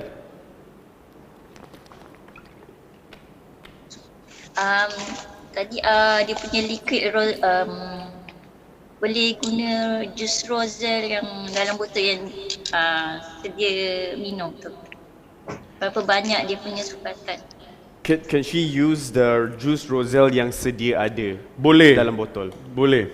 Berapa banyak tu sebenarnya cukup untuk menutupi pear lah. Yeah. So itu, kalau you tengok di sini, bro, if you want to focus here sekejap, bang, thank you. If you look here, yeah, this is what's happening. Yeah, as I turn, you know, the pear is absorbing that liquid from all that flavor from the liquid, and now, you know, it's not boiling vigorously. It's a slight, you know, panas, panas tapi tak mendidih sangat. Okay, and now with the aromas, you can even smell the cloves that I've put in already. Okay, so that's fantastic. Now, chicken, we need to finish the chicken dish. Oh my God. So one question from Elaine. She Okay, wants me come, to Elaine. read for her on her behalf. If you use red wine, what is the ratio? If you use red wine, I'm not supposed to be talking about it, is it? Teet. Like, pour me a glass now! If you use red wine, It's okay, you can just... Depends on the kind of red wine you use. Like, I would use like a Lambrusco, because a Lambrusco is sweet, right? And it's very dessert, you know, it's a dessert wine. So then, you know, just pour the red wine in there. And the best part is, you don't throw this poaching liquid, you can turn it into a sauce. You know, so you reduce it, continue to reduce it, and you can turn it into a sauce which you can put over your dessert in future. Like, you can use it as a sauce for your ice cream. If you're having vanilla ice cream, you know, you can drizzle over it. Just that if you're not using Lambrusco, if you're using a regular wine, then you might need to add sugar to it as well. And then the amount of sugar you add to it will depend on what you like. You know, you taste the poaching liquid. As long as you like the taste of the poaching liquid, you're gonna like the taste of the pear. Okay? I hope that answers your question. Maybe Chef, one question about yourself. Like, Yes. you know, throughout your whole career, what is the one thing that you maybe that's most memorable to you, that have really shaped you, perhaps? The one thing that is most memorable to me would be the fact that I was chosen to do Great Dinners of the World. Because that was an opportunity for me to cook with three other chefs, very, very established chefs, and I was coming from a point where, you know, we did our family business. We sold fried rice and 10 ringgit chicken chops, so that's where I came from in terms of food, right? And all of a sudden, I have to cook with these culinary giants that are cooking things like foie gras, Hokkaido scallops, lobsters, this and that. These are stuff that prior to the show, I've not been exposed to. So being selected to join the show and be a part of the show really was a milestone in my career, because that opened my eyes into seeing how, you know, the other side of the culinary and how vast it is. And yeah, especially at that level. True. But Chef, like, you know how technology is, like, you know, it's just at your fingertips. You know, Correct. things are very different today. Would you Exactly. still recommend a person to go for culinary? Like, would you recommend them to take up culinary arts as a course to study, or like, you know, because everything is just accessible at YouTube today. You can just learn anything that you want. It's so customizable. Does it make much of a difference? I would recommend still going to culinary school. You know, whatever you learn on YouTube, you cannot replace formal education with just YouTube. But it's also not to say that without formal education you can't do it. Like, I didn't go through any formal education, yet here I am today. But if you ask me, I wish I had the opportunity to go into, you know, formal education, because why? You learn things the way they should be done, not making mistake, then oh, it's like this. You get what I mean? Yep. So yeah. Anyway, now I've just put the chicken in. You can see the chicken skin is sort of dry, and that's what we want. Yeah. This chicken skin is dry, because when the chicken skin is dry, then we can achieve something that's nice and crispy.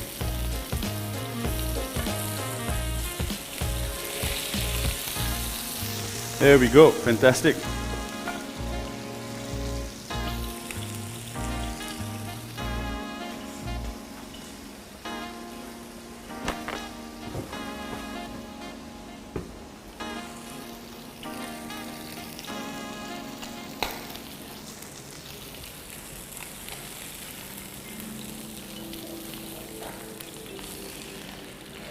Okay, when we're doing this, again, all we need is to color the chicken.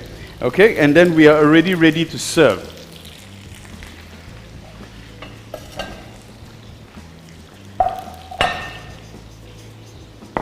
So we're nearing to the end of the We're first nearing dish. to the end of the first dish.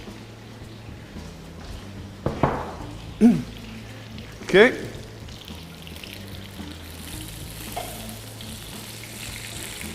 There we go. We're achieving color, and that's what we want. I'm flame full whack. Yeah. Again, because we've cooled the chicken down, we've dried the skin. It's not so fragile anymore. Okay.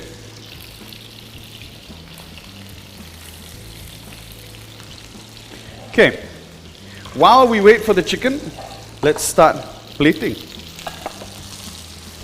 Any tips in plating? Like what makes a good plating?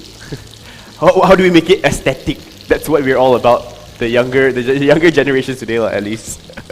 Well, I think it's very subjective. You know, you like for me this is nice, for you that's not. But what I'd say is what makes good plating is afterthought. You know, some people they just put it. There you go. You know. So, but if you have some thought into it, then you'd see the food being presentable. And I'm not just saying from a fine dining standpoint, even from a home cook standpoint. You know, put some afterthought into it. Where you want to put the carrot. Think about the colors. Think about the elements that will be on the plate and how they're going to look, and then you do it. Okay. You know, then you would. Chances are you get something that you're going to like. All right, so we're actually almost close to the end of our first dish. Just in case if anybody have questions, maybe you can raise up your hands so we can do some impromptu questions along the way. Anybody? All right, maybe they're reserving their questions first. So as we can see right now, the chef is plating his first dish. Correct. Anthony, doing okay? Okay, good. Good. Ada siapa-siapa ke yang termiss apa details ke whatever ke? Semua okay eh? And also just a couple of notes. I mean, just in case if you ever miss any details or whatever, you can still watch the replay. You can watch the playback at GF's Facebook or YouTube. We're also streaming live on Tinker Studios, YouTube, Gempa, and Astro Malaysia's YouTube and also Facebook. So these are the few platforms that you can actually watch the playback. Alright, but of course, the main highlight, go to GF's Facebook, watch the playback, it's all there. Everything is there. And also there are other updates on, what other events is upcoming, what other activities do they have, what other sessions, virtual sessions do they have. So I believe today is not the only session we have with Chef Sherson. And let's see, if they love me enough, then I'll be happy to do this again. I'm pretty sure. Yeah. Okay, so this is what we want. Yep. Nice color on the chicken. Just a little bit more. I just saw someone asking, have you ever thought about cooking with Chef One, collaborating with other chefs together, other local chefs that we have? Yes, definitely. I think we've always. I'm always open for collaborations. So if the opportunity does arise, why not? We can do it. Okay. Maybe we can ask Anthony, how is he doing with this dish? Yes. Anthony, can you tell us and share us something? Yeah, okay, but I don't have the char that he has yet. I don't know why. Is it? You need to put oil when you are cooking it. Yes. Put some olive. Correct. I put a bit of olive oil. Yeah. Okay. So have the char. I think my fire is not as good as yours. Definitely. Doesn't matter. Take your time. Cool. No rush. Okay. So now the chicken is out. You can see that we've got nice color on the chicken, and that's exactly what we want. Okay. So what we have to do now is we have to cut, and we're also going to remove the string. It's just when we remove the string, it's important to note that sometimes the skin will stick to the string, and if you're not careful, you will rip the skin out. Okay, so you just got to take your time with it, and because we've put so much of effort into this dish now, the last thing we want to do is ruin it right before serving. Okay?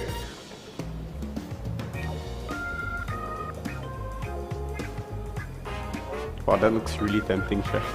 Looks really good. Yeah. Woo.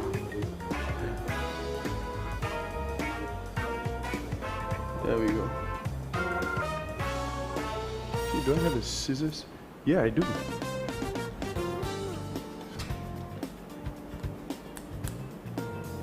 There we go. And you also want to make sure that, you know, you make sure you remove all the string. You don't want to serve it together with any string inside. Then it's a different recipe altogether. Kaliwa. Correct. Okay, so just gently remove. And the thing is, you know exactly where you put the strings, right? So just remove it according to where you have tied. Okay, one, done.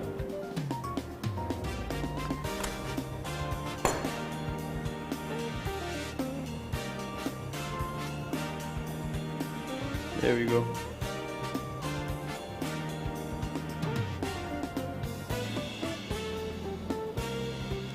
Yeah. Okay.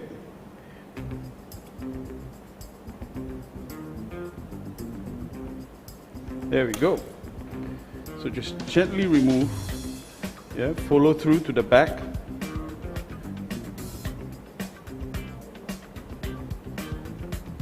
Yeah. So you can serve this. Why I said, you know, you can make this for Christmas, is that it's got all the Christmas flavors in here. You know, except that we're not using tequila. You know, you've got your greens, you've got your cheese, you've got your walnuts. Walnut is a, you know, very Christmassy thing. You've got a poached pear that's going on, you know, with stuffing and also pastry. So yeah, it's a recipe that you can use for Christmas. There we go. Fantastic.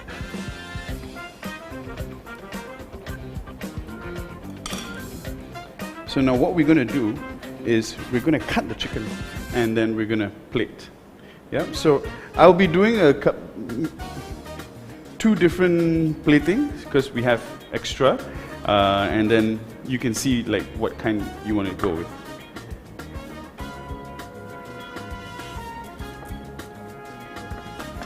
See, chicken inside, it's nice and juicy, if you can see. Yeah.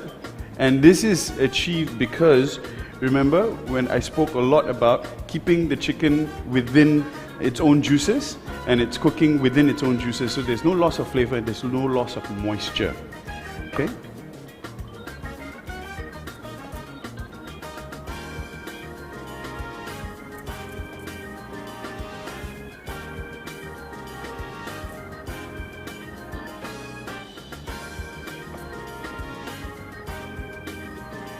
So do we have a sauce to go along with this?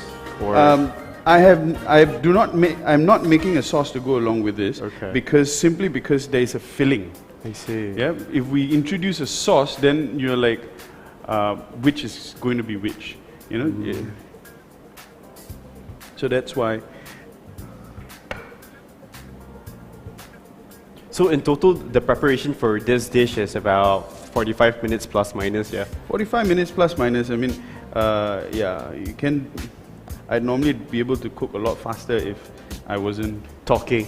Yeah. I mean, yeah. I mean, for everyone's speed, lah. Like especially like a beginner myself. Yeah. Wow. So this is one that's done.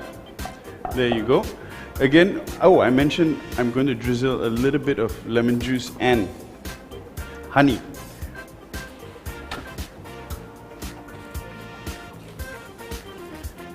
Okay, so the chicken is done. You can have a look at how the chicken looks like. You've got the spinach inside. Yeah, you've got the cream cheese. Chicken, the flesh itself is nice and juicy, and you have the char of the vegetables. I was told that lemon is actually it's a magic ingredient to many things. Is that true? Lemon is a Magic ingredient. It helps with many things. I don't know. I mean, perhaps there's a science behind it or something. well, it's a magic ingredient. Well, it's sour. You can put it in your mouth and it changes your face straight away. Sure. But the thing about lemon, the enzymes, the acid, it helps break down food. It helps, the acid helps cook food as well. So if you're having stuff like raw seafood, raw fish, you add some lemon to it, it becomes a ceviche. You know, it cures the bacteria that's in raw food. So that's what lemon does, aside from just being sour.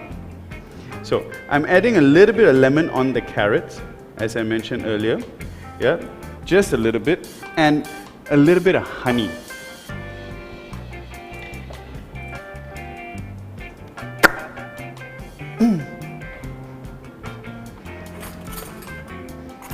So to those of you watching this, must be really nice to have a kitchen like that.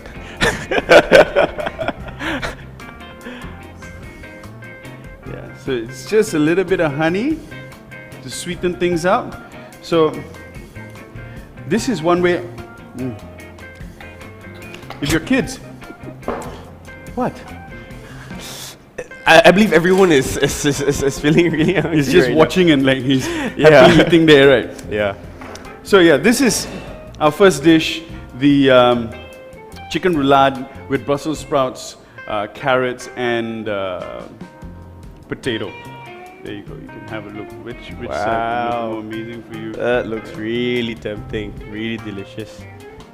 Okay, so that's one way of presenting when you want to sort of do something that is plated individually, or if you want to do something that family can eat together, then we'll do something like this. Nice. We'll do something like this. Okay. This is a plating for family, right? You're saying? Yeah. If we're plating for a family, we've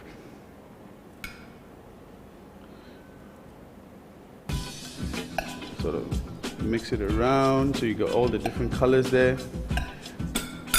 And to this, the lemon juice and a little bit of the honey.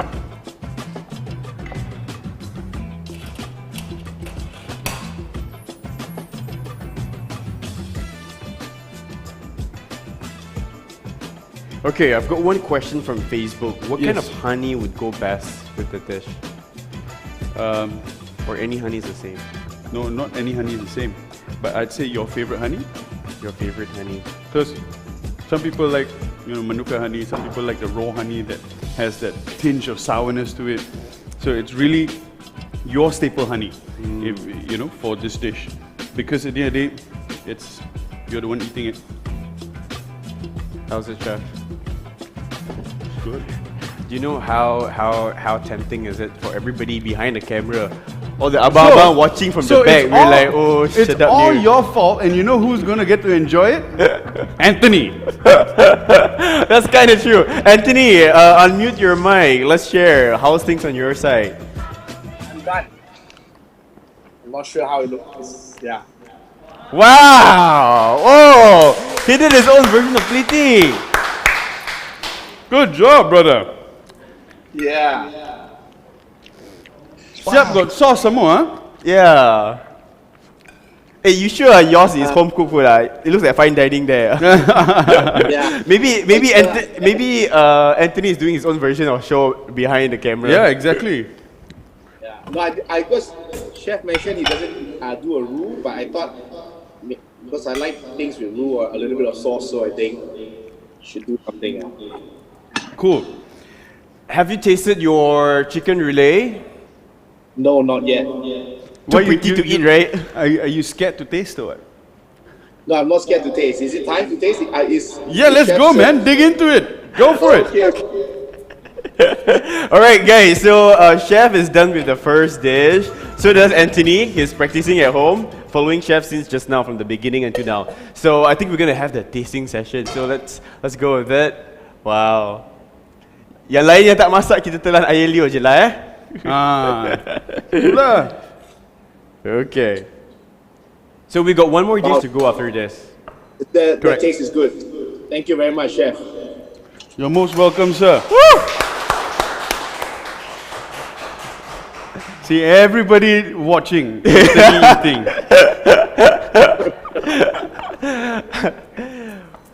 In Virtual Cooking Masterclass with Sherson Lian today. Wow. Nice. There we go. So I hope you guys are enjoying the session so far. So of course, thank you so much, guys, for staying tuned with us from the very beginning and all the way till now. You know, I think it's been an hour plus since we started. Yeah, man. And then we've got one more dish to go. So this is only the first dish. One more dish to go, which is the dessert. Right. And the dessert wouldn't take too long, I hope. Because chef, you already started on the poached pear, right? So Correct. that saves some time. So now, what you want to try, Daniel, and then you can tell everybody how it tastes like. I don't know, producer. Can I try? Really? Okay. So guys, some calories. Okay. So rakan-rakan sekalian, I tolong cuba ya. Okay. On behalf of everybody. Chef, should I like cut half or should I just put the whole thing in my mouth? You can cut half, you can put whole thing in your mouth. Depends on how you like it. Cut it small. Fine. Come. Wow, we're inviting people from behind the camera to come and try. Oh, okay. Help me clear the sink so we can start on our second dish. So, what do you think? Okay. I have to admit I haven't ate anything like that. Yeah? Yeah, it has the spinach and then it has the cream cheese. So as I was eating the chicken, I can feel the outer layer is crispy. That's the thing that I think chef was addressing just now, right? You want the chicken to be cooked, but then you had the crispy outside, and then inside was juicy. Correct. The cream cheese. So that's why I didn't make a sauce to go with it, because the cream cheese, the feta cheese on the inside, together with the spinach, it already gives a lot of flavor to the chicken. But if you're like Anthony, you know, you're a sauce kind of person, you need to have your sauce, then please, by all means, you know, you can make a simple mushroom sauce to go with it, because mushrooms, spinach, cheese, chicken, they all work very, very well together. That's not an issue whatsoever. I think some of the audience concern on Facebook was they were also afraid the chicken might be too dry, because you said it's 99% cooked. So, but when I ate it, it's not dry at all. That's the thing. Correct. So I guess that's also the whole concept behind the concept behind cooking it within its own juice. I see. So that's the way we do not lose any moisture, you see, because the chicken is trapped inside. So when the chicken is trapped inside, there's no steam escaping. Steam is moisture, right? There's also no loss of flavor, because everything is just in that contraptment. And the chicken is cooking within its own juice. So that's one benefit of cooking something like that. Okay, guys. So while I continue munching on this really, Chef, you need to help yourself. Yeah, I'm going also because I'm actually very hungry. Good. Okay. If I say it's good, it's going to be biased, right? Yeah, that's kind of true. Okay, so ladies and gentlemen, are you guys ready for our next dish? This is the chicken roulade, the first dish. So chef, are we ready for our second dish? Yes. Once I eat this carrot, please. Okay, guys, let's just take 1 minute of like you know, pure enjoyment. No talking, just pure watching and enjoying it. It's good. So, you can't even... No, it's really good, guys. I like the cream cheese. I really like the cream cheese. Good. Okay.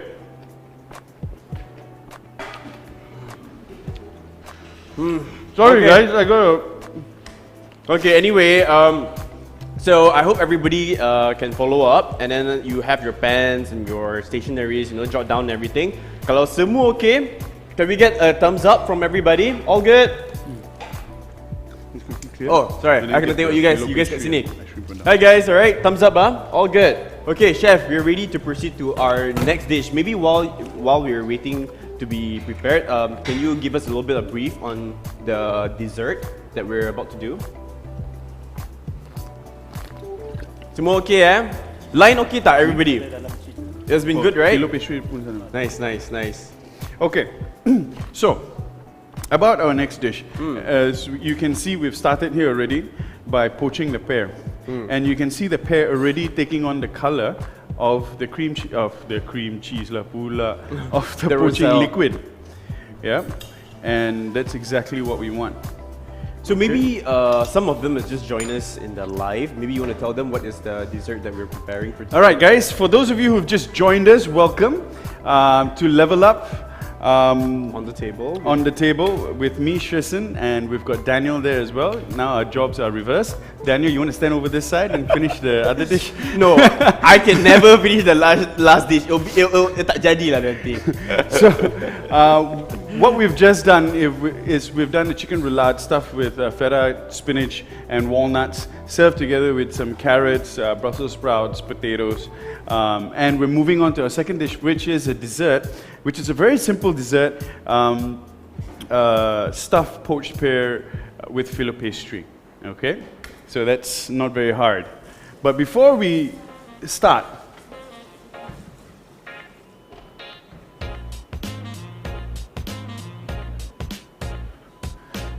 we want to make sure we preheat the oven. So what's the temperature and etc. for the oven, chef? Yeah. So I'm preheating the oven to 190 degrees, with the function of top-bottom grill with the convection fan. Okay. So, well, not grill, but bake. You know how you have the top element, the bottom element, so I'm putting both top and bottom, and I'm turning on the fan as well. Actually, is there any difference? Because I realized there was once when I baked this pizza, and I didn't turn on the fan, but I'm not sure what is the post effect that would be to the pizza. Okay, so if you don't turn on the fan, you're still going to be able to bake. A lot of old ovens do not have fans, and they still have food that's delicious as well. Okay, the only reason why we introduce the fan is for more even heat distribution. Because some people's oven last time, you put a pie in, right? It's this shape, it's this entire chopping board. You have spotting, so one side is browned nicely, the other side is not. So you'd have to turn the thing around, shove it back in, so you get even browning, right? But with the function of the fan, the heat is distributed everywhere so that your entire pie is browned evenly without having to turn it around. I see, okay, so that's the logic behind the fan. Correct. Okay. Bring the filo pastry. So guys, if you can see here, the pear is actually being, how do I call it poached, or being soaked in the roselle juice, right? Correct. So we've got the pear here that we've peeled, and we've created this, well, not created, I bought this brining liquid, which is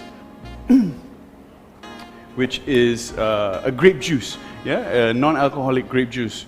And you can see that the pear now has absorbed all that beautiful color from the grape juice, and we're done. Okay. How long have you been simmering the pear? This, I've poached it for about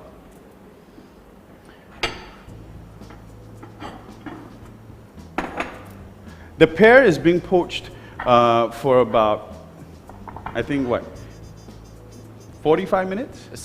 Plus minus. Yeah. You did halfway through, maybe about 30. Yeah, about 30 minutes. So it's not a vigorous boil. It's a slow simmer, and then we drop the pear inside. Because if you boil it vigorously, then you're going to ruin the texture of the pear, right? Okay, pear's done. We want to remove it.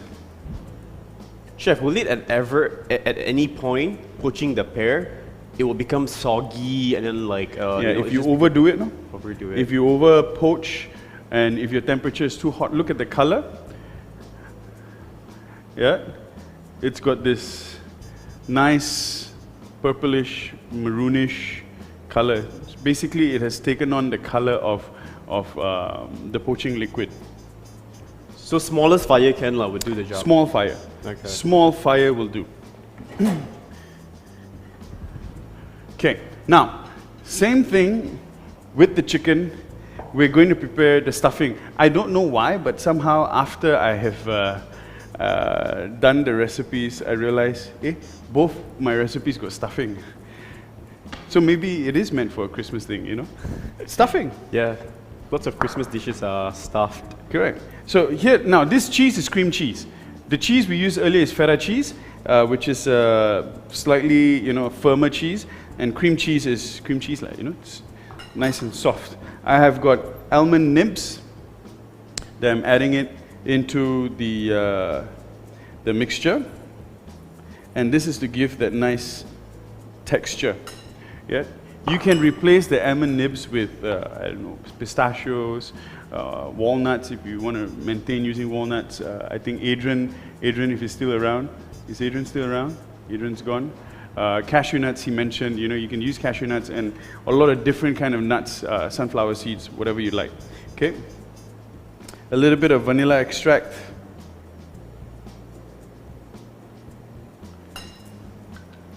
There we go. Some of your magic ingredient. I kind of like lemon in everything, so I You felt like lemon in yeah, everything? that's the thing. I don't understand the science behind it, but I feel lemon gives that tinge of I don't know. zing, It somehow, isn't it? yeah, it somehow equalizes everything. I don't know if that is even a term, but Equalizes, yeah, it sort of balances up the whole flavor. Right? That's what I feel. You get a sour, sweet, and everything. Okay. And now I'm going to be adding some powdered sugar. Some may ask if it's normal sugar. Is that possible? Normal sugar can, but it's because you are going to be mixing it into a texture like cream cheese, so the sugar is not going to melt.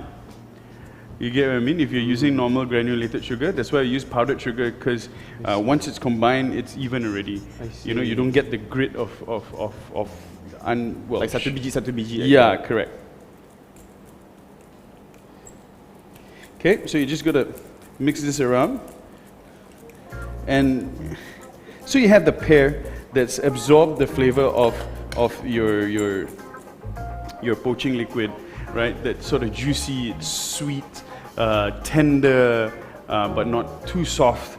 And then you cut into it, and inside you have this nice, creamy, nutty. Yeah, you see, as I'm saying, I'm you can imagining it. I'm yeah, imagining as you're exactly. saying it. So I hope everyone is already jotting down on our next dish. This is the second dish, which is our dessert. So the first one has already been plated. Okay. Correct. So this one, again, do it as you please. Like, some people might like sweeter, some people might be on a diet, I don't want to have it too sweet, so do it to your particular preference, okay? Some people like their cream cheese a bit more sour, then add more lemon. For me, there is no fixed rule. You do what you prefer. For me, that's cooking. Okay. You can see this, you can be in this masterclass and walk through with me and follow everything that I do, or you can take an inspiration from what I do and then create your own. Speaking of which, we've got a question from Nazib. Okay, hi Yes. Kak Nazib. Nazib, you may unmute your mic and ask your questions right away. Okay. Sorry, All right. not a cream cheese, lemon. Can I skip lemon? Can you skip lemon? Sure. You don't like lemon as well as Daniel does? My favorite Because I lemon. think cream cheese got the tasty, got like a lemon taste, Got isn't it? So Cream sour. a cheese bit. is a little bit sour as well already. Yeah. Yes. But So can I skip that one? you can. If you don't like lemon, omit lemon. If you think it's sour enough, but maybe you like the fragrance of lemon, then you zest the skin. Okay. Oh. Okay. Yeah? So Okay. All right. I'm actually, speaking of which, I'm going to zest the skin. Kak Nazib, are there any follow-up questions? Okay, she's done. She's good. All right, thank you so much, Kak Nazib. So, okay, this is just right off my mind. Is there a difference with orange and lemon? Can I zest orange? Yes, you can zest orange. It's actually very, very delicious as well. They both have very different flavor profiles, but it is something you can do. Yeah. Okay. So I can skip lemon and replace it with orange also? No problem. Skip lemon, replace it with orange. You can even replace it with lime, lime zest. It's also very delicious as well. So it really is, again, up to you. Grapefruit, you can use grapefruit zest. Pomegranate? No, not pomegranate. Okay, that's too far off lah. I'm thinking of the far end. Yeah. Any citrus, citrusy fruit skin, because that's where the skin is where the natural essence Flavors of the oils are at. Yeah. So I'm taking my time to do this because I'm also waiting for the pear to cool down. Yeah, when the pear is cooled down, then it's going to be easier to work with. How long should we wait for the pear to cool down? So long as your hands can tahan lah. Because what we're going to have to do is we're going to have to core it. I see. We're going to have to create a pocket inside the pear so that we can stuff the cream cheese in. Then chef, will it be okay if I were to correct the pear earlier rather than... So if you correct the pear earlier, what you're going to do is you're going to introduce a lot of liquid inside the pear. I see. Then when you put your stuffing inside, with all the liquid inside, your stuffing is going to be diluted with the liquid, and you're going to end up with a very runny stuffing. Yeah, it's the same concept of why we didn't use wet ingredients to marinate our chicken. I see. Because we wanted the stuffing, the cheese, to really not be diluted with any liquid whatsoever. Understand? Oh, this is something new today for me. Yeah, so it's cooking is a lot of thinking about the process of it, thinking about what this does, what that does, and the more you understand, that's why I said in my video when we were promoting for this class, is that it's understanding, it's thinking about it. You might not half the time, as long as you think about it and you put some sort of common sense to it, then you will get the answer. You know what I mean? It's not a lot of rocket science. True. It's just that sometimes people, they don't think enough about what they're doing and how this ingredient can affect this, how that ingredient can affect this. You know what I mean? And then all it takes is somebody to tell you, then, oh yeah, oh. True. You get what I mean? You also did mention that you never had a former education on cooking, is that true? Correct. So I assume there's a lot of things you had to learn on the job as well. Correct. So what are some of the things that you learned along the way, which you thought like, alamak, okay, like things that you found out along the way, which maybe we could all benefit from it as well? Well, simple things like, for example, putting tissue under the chopping board. Or putting a damp cloth under the chopping board.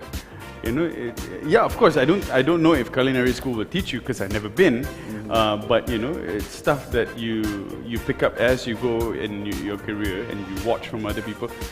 And it's not rocket science. True, correct. Because I didn't think about it. Everybody just so fixated, you want to cut, you put a chopping board on the table, you cut. True. But even that slightest layering down there would actually make lots of difference. It makes a lot of difference. True. And it's not rocket science, it's common sense. Correct. But we didn't think about it, I didn't think about it. But then when I saw, oh yeah. You get what I mean? So cooking is a lot of that. It's a lot of thinking, just as long as you think about it like this with poaching liquid, it becomes concentrated, what can we do? A sauce. Reduce it further, let's turn it into a sauce. Rather than some people, hey, what do we do with this? Understand. Then we throw. You get me? Or it can be now a cordial. Can it be it can be a cordial. Oh. You reduce it even further, the sugars get more intense, you want to add some other flavors to it, you can, and then you jar it. It's your homemade cordial, right? Wow. So that's another extra tips for your extra juice there. Yeah, extra tips for the extra juice. So is there any other tips that we can take away from today's masterclass? Maybe it's not presented in any of the dishes that we have today. I'm not. I think I've gave some, very crucial. I think curating your kitchen space. I think for me, curating your kitchen space is absolutely very important because if you enjoy the space you're in, you're going to spend a lot more time in it. If you fix up, I think this is a relatively beautiful kitchen, and because I want this kitchen. You want this I want kitchen, this huh? kitchen. And because it is done beautifully, I enjoy spending time here. I enjoy cooking here. You see, we've gone through how many hours now? I think more than what we should. It felt like just a minute. But it felt like it's a short time. Yeah. And so that's important. Knives, very important. And a lot of people seem to think that this sharpens the knife. I'll say this again, this doesn't. This is a realignment tool. Oh. So we know this as the mata pisau. Yes. So the mata pisau, when we cut stuff, and a lot of us don't have discipline to use certain pisau for certain things. We have one pisau, we cut everything. Itu salah. Yeah? We cut meat, we cut vegetables. Let your vegetable knife be your vegetable knife, let your meat knife be your meat knife. And if you need to cut bones, use a cleaver. I see. Because if you use bone, the mata pisau kita ni sebenarnya lembut. Yeah, because it is so fine that it is sharp. And when the metal is so fine, dia lembut lah. So this, bila dia lembut, dia akan bengkok. So when it bengkok, your knife won't be sharp. So this is a tool where you realign the knife. I swear to God, I thought this is like a sharpener. It's like literally. But okay, apparently it's for realignment. It's for realignment. It's to maintain your knife's sharpness. If your knife is already dull, you need batu. You know the sharpening stone? Yes. Then it's a process of menghakis the shaving away the metal. But with this, it's just realigning the eye of the blade. Come on, guys. Who at this age, then you find out. I mean, I'm 25. I just found out about this. But it's definitely something to take away. Something If you use this enough, like every time you use your knife, before it, you just run it through a couple of times, your knife will last, the sharpness of your knife will last a long time. I see. Yeah? So your knives, how long do they last? What's the longest? How often do you change your knives and stuff? I think 6 years, 7 years. But it's also because like gatal lah. You buy new car. You always want a new. Like girls, they always want a new makeup when you already have all the palettes and eyeshadow. Exactly. Yet you still buy new foundation when I don't know why. So just like for chefs lah, right? I guess their toys are the equipment and everything. This is our toy. Okay. So maybe you want to walk us through what you're doing right now? So right now, what I'm doing is I'm coring the pear. And why we core is so that we create that space for the cream cheese to go in. I thought of asking Anthony, but I can't see Anthony on the screen. Anthony went to settle business deal today, I think, on the handphone. Anthony's back! Anthony, can you unmute your mic for a while? Okay, so are you following the second dish as well? Oh no, I couldn't find the roselle buds, and quite a lot of things are not easy to find. I went a few places. I even got some people to help me, also couldn't find. Yeah, it's okay. That's why I also couldn't find the roselle at the end. But it's again, the original recipe that we served before called for red wine. Yeah, but can be replaced with a different liquid for Correct. the roselle. All right, thanks Anthony. So this round you cannot try your own food lah. You have to just watch. Just watch. Yeah. Anybody else that's cooking? Semua okay ke?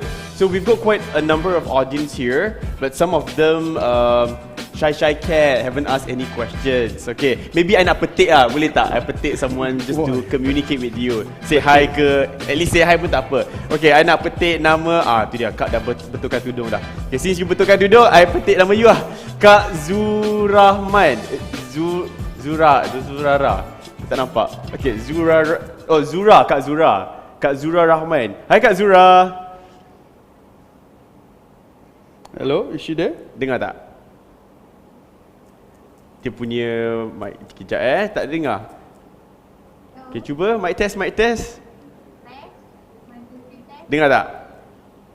Tak dengar. Okay, cuba cakap Kak. Hai.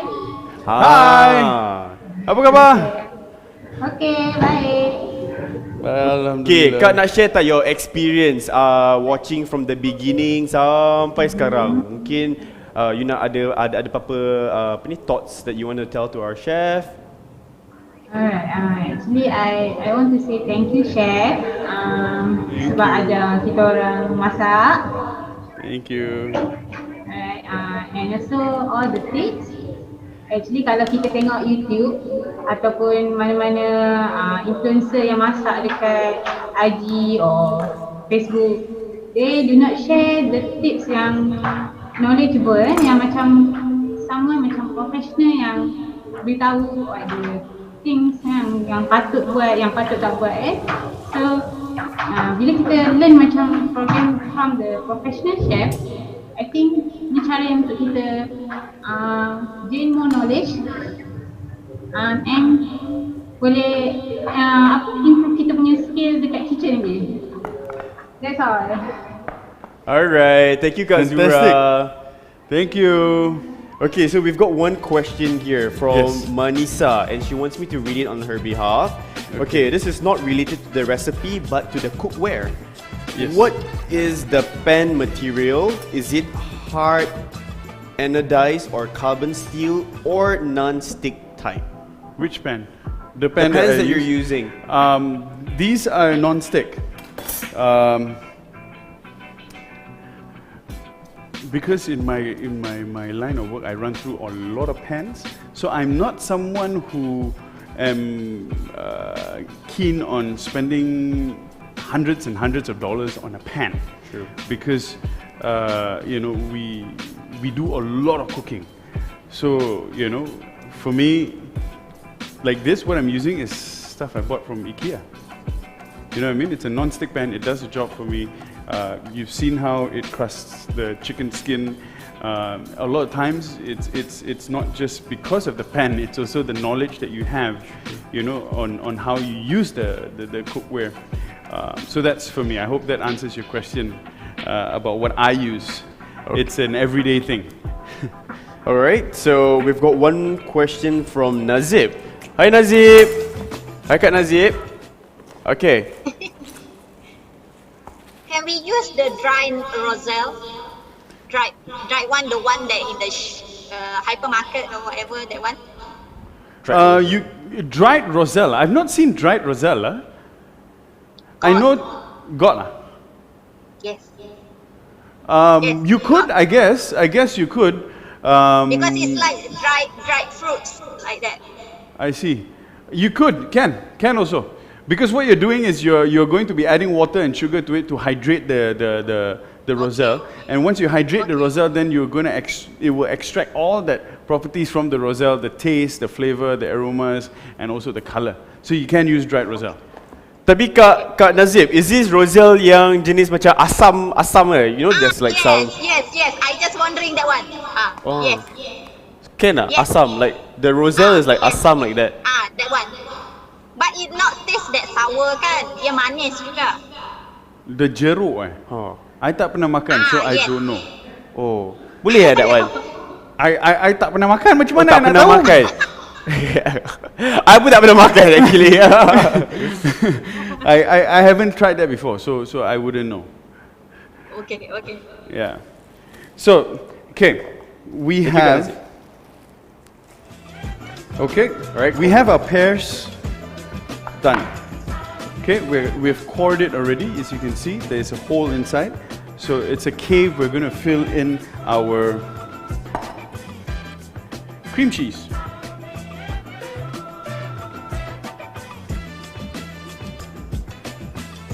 There we go.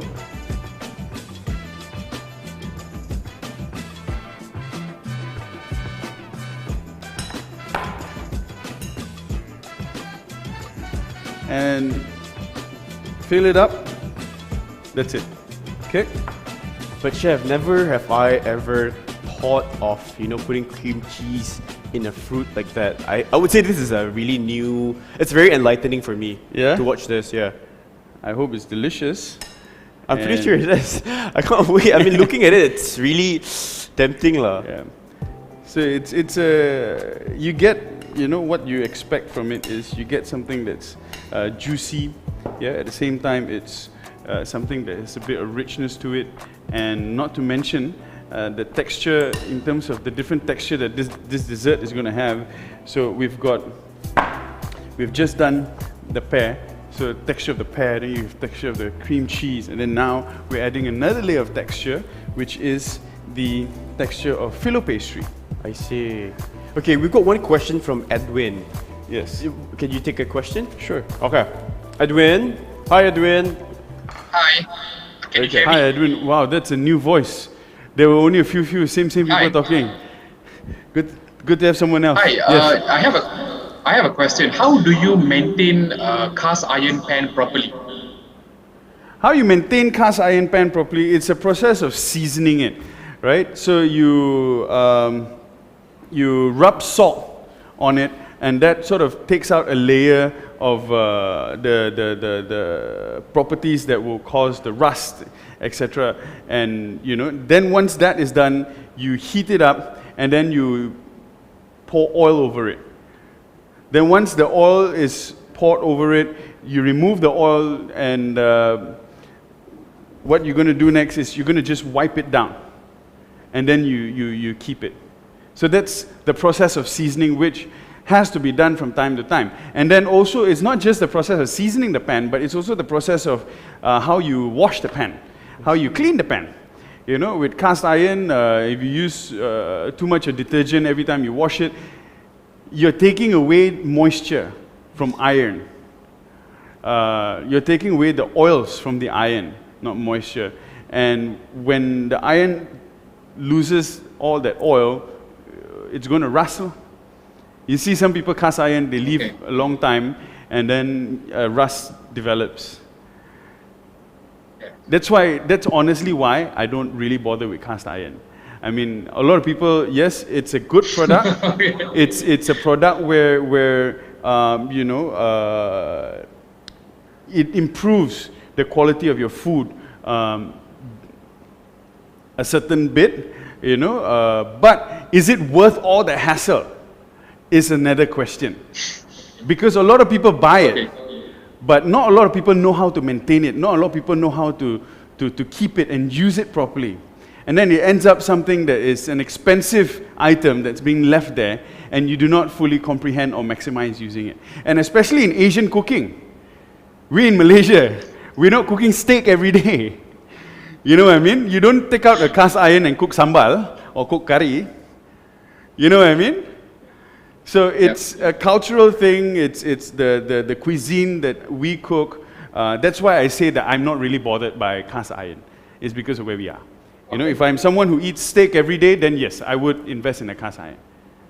I hope that answers your question. Yes, it does. Thank you, Edwin, for the amazing question. Okay, so now we've got the pear already stuffed with the cream cheese. I'm going to melt some butter, okay? And the reason is we're going to add this, we're going to brush the butter onto the filo pastry, yeah?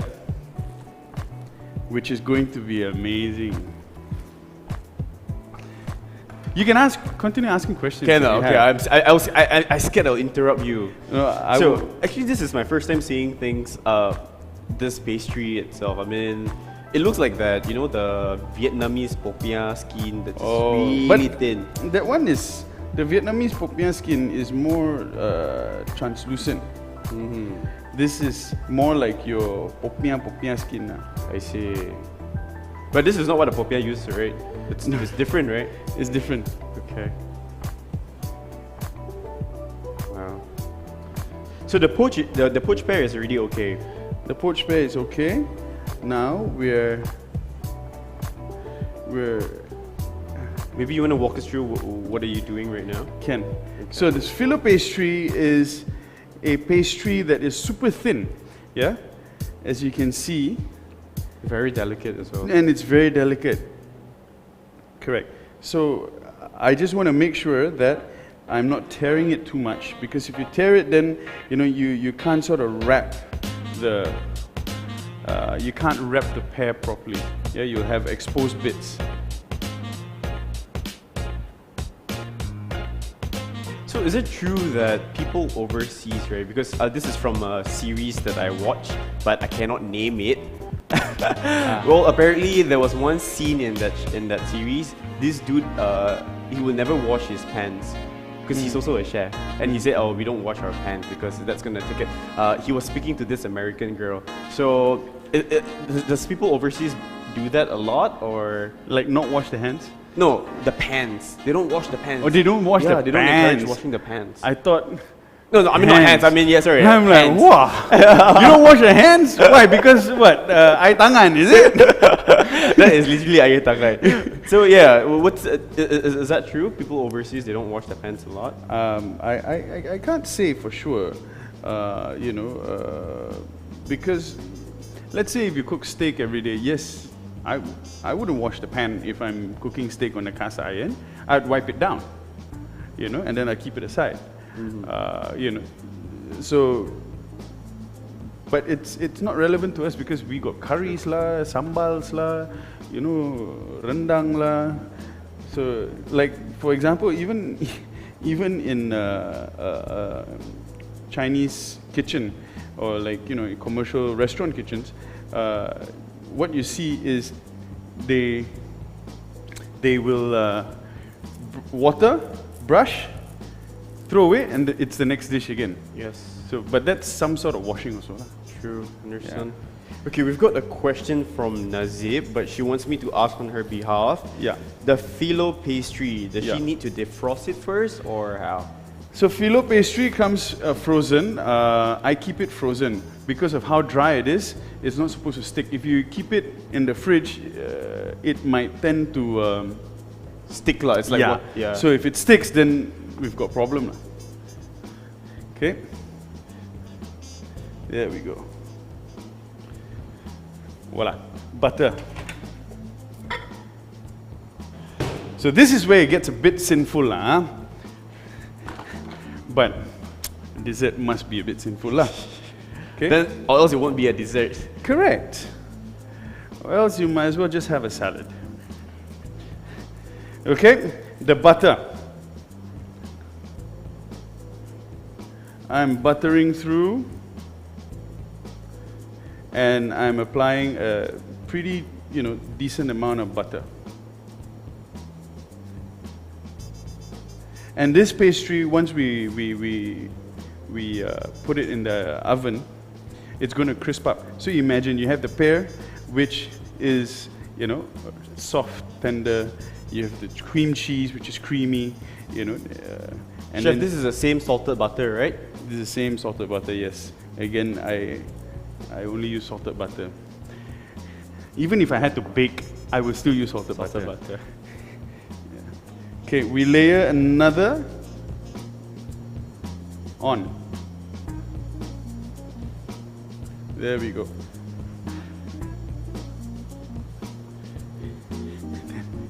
Again. How many layers do we need? 2? I'm doing 2 per pair. 2 per pair. Yeah. Can we add more? 3 layers maybe? You can. You can add 3 layers. But you must realize the filling is quite moist.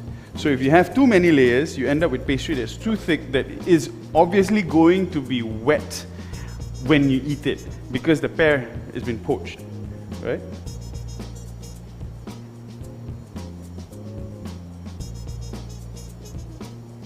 So what I do is I just bring it all up and I lock it where the tip of the tangkai. Okay. What's tangkai in English? The stem. My goodness. I lock it at the stem, okay? So that it's nice and encapsulated. Now, what we're going to do is, we're going to brush the outside layer again with more butter before we shove it into the oven.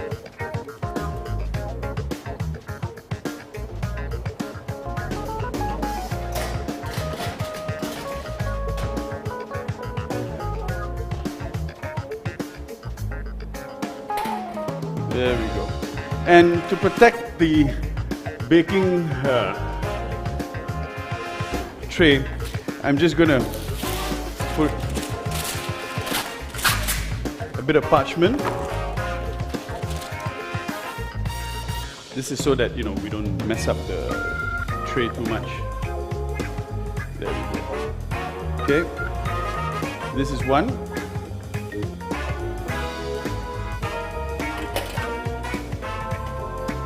We'll do another one, and then we'll shove it into the oven. Okay? If there are any questions, now is a good time. All right. Okay, maybe I can start the first question. How long should we bake the poached pear? The filo pastry for? Well, if you bake for this filo pastry, it doesn't take very long. It can take, and again, it depends on the oven. Some people's oven faster, some people's oven slower. It can take anywhere from 10 to 15 minutes. Yeah. All right. So we've got a question from Ajuma127. She asked me to ask on her behalf. Yeah. So the filo pastry, you need to defrost first. I think it's the same question as earlier. So maybe you can readdress that again. Filo pastry. Again, it's something that's kept frozen.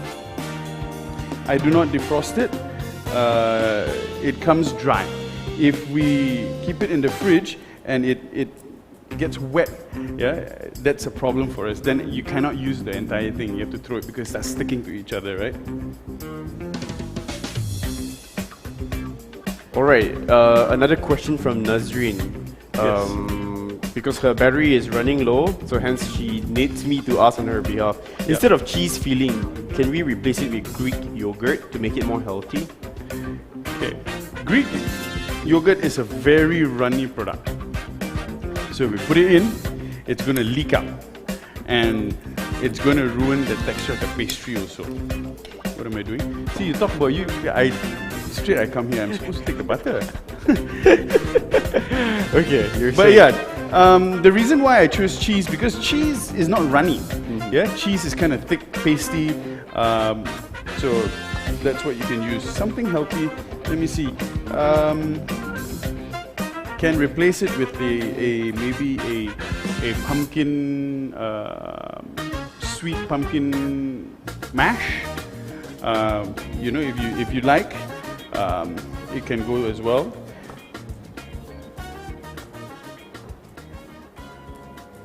Okay, there we go.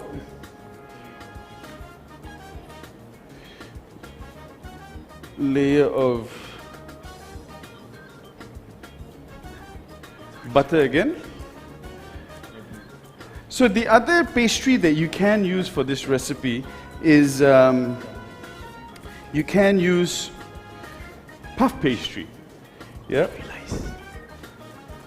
Puff pastry is something you can use as well for this, but you put one layer instead of two. There we go. Same thing. We draw up the sides and lock it at the stem.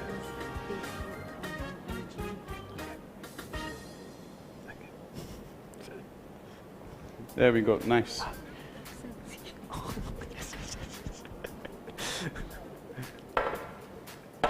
So it looks like, you know, this thing that is like, wow, what is this and all that. But trust me, once it's done, you'd see the pastry and all these parts are going to be that nice crispy layer, crispy bits of pastry that we want.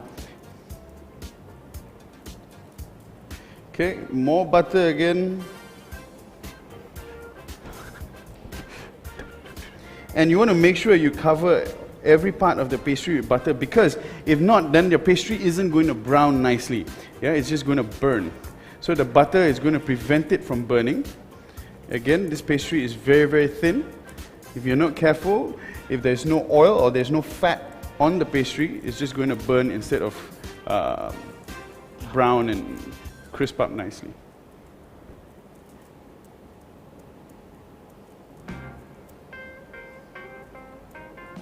Okay, there we go. Ready to put it in the oven.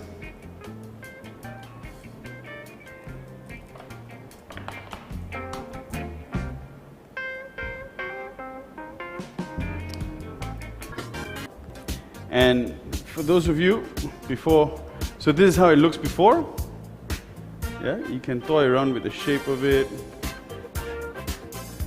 And we'll remove it and you'll be surprised.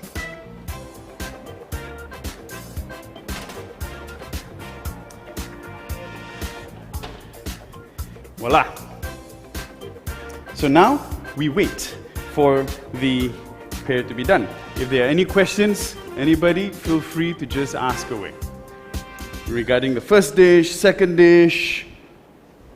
Okay, maybe I can ask some of the questions that I have in hand first. This is from Nazib. Again, other type of cheese can also, can she use other types of cheese also? Or is it only mascarpone cheese? Mascarpone cheese, you can use mascarpone cheese, cream cheese. I think anything that has a similar texture or consistency to cream cheese. Okay. Does anybody have any impromptu questions? Can ask right away as well. Maybe you can raise your hands. I've got a couple of questions here, but I thought of saving it for the ending. Saving it for the ending? Yeah. Okay, maybe we can ask Nazreen, how is he feeling? Hi, Nazreen. Hi, Nazreen. We would like to hear you. Could you unmute your mic? Hi. Okay, is there any questions for... My phone is running low on battery actually. I see, understand. Okay, that explains why you didn't... Okay, but how's the experience so far? The Virtual Cooking Masterclass, easy to follow ke tak? Very easy to follow. I really love this segment. I mean, I really enjoy this one. I mean, before this, it's more a one-week kind of experience with the Lima Reca, Lima Rasa, and then some of the shows that he did before this. I mean, Chef Sherson. So this is. So this is something where you experience the real deal, lah. You know, there's no powdering of it. There's no edits. You know, sampai tertumpah tadi pun ada. Yeah, I saw that. You saw that, huh? I was hoping people miss it. But yeah, this is as real as it gets. You know, sometimes even as a proper cook or an experienced cook, sometimes it gets messy as well. But you know, of course, you don't show that on Lima Reca, Lima Rasa lah, or on a TV program. You know, but yeah, I'm happy you're enjoying this. Thanks, Nazreen. Thank you. Yeah, thanks. Yeah. Just in case if you didn't realize, I mean, because I know when we're doing this, I mean, we probably don't realize how quick the time run. We're probably going live for about like 2 hours, nearing to 3. Really? Yeah. Wow. And we still have quite a lot of viewers online. Wow. That's amazing. Woohoo! Broke record. Today we broke the record. This is like the longest hours you've been talking and shooting. Yeah, man. I haven't been live for this amount of time, and thank you everybody. Everybody is so patient. Give yourselves a big round of applause. Woo! I'm so impressed with all of you guys.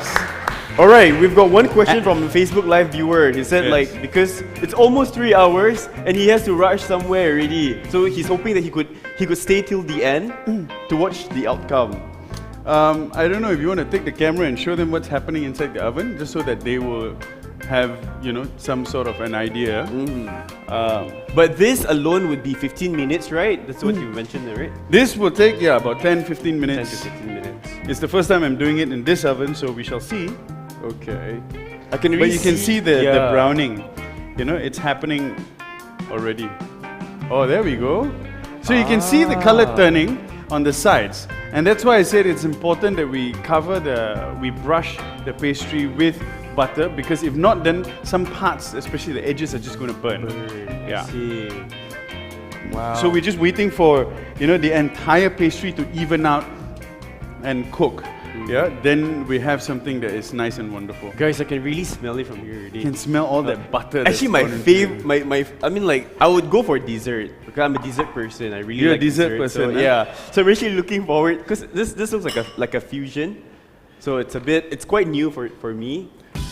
So yeah. Okay, another question from Facebook. If I use Greek yogurt as a substitute, will it be sour? Well, it will be sour, but again, like I mentioned earlier to the similar question, is that using yogurt is very runny. So it's going to affect the texture of the pastry. Yeah, when you wrap it, your pastry is going to break as well, because the liquid from the yogurt will break the pastry, make it soggy and it will break. But then, what else can we substitute with? It has to have the similar texture to cream cheese. Then it's a nice stuffing. Understand. Yeah. So this one is from Nazreen. Will the pear taste nice if she were to boil with pumpkin spice? What's pumpkin spice? Nazreen? Nazreen. What is pumpkin? Oh, this is the question. Oh, from Nazreen. Maybe Nazreen, you wanna ask? You have to mute your mic. Unmute your mic, Nazreen. Pumpkin spice is a combination of cinnamon, nutmeg, ground nutmeg. What else? Ground ginger. 4 things. Sounds good. It sounds like something usually that with latte or something. Usually with latte. Yeah. Wow. I know matcha latte. Okay. That's what they use, right? So so you said it has nutmeg, ground ginger, cinnamon. So again, when I was making the poaching liquid, I mentioned sweet spices will work very well. So your nutmeg is sweet, cinnamon is sweet. I've put just now a bit of cloves. You can put star anise. You can put some ground ginger in as well. No issues. Yeah. Any sweet tasting spice. Again, I just reiterate, don't put curry leaf. But the pumpkin spice is on top of the liquid that we already have, right? That's just to give that flavor. Correct. It's to flavor the liquid. Yeah, to give it a nice aroma. Like you can come in and actually just smell this. Yeah. You can smell that there's the sweet smell of cloves. Yeah, I can smell the cloves. Yeah. Quite strong as well. Correct. So it's Will it be nice to just drink it like that? Or no, it's not. There's still a few more processes to it, right? We can try. It's going to be sweet. Okay, we've got one question from Ajuma127. Bake berapa lama? Bake berapa lama? You can see it's almost done. Hampir siap dah. Hampir siap. Yeah, so you were saying the temperature? Temperature suhu I masukkan 190 darjah Celsius. Ya, sebelah atas dan bawah ada the heat element campur fan sekali. Yeah. So once you see the pastry is all evened out in terms of the color, then we're good to go already. Nice. Okay.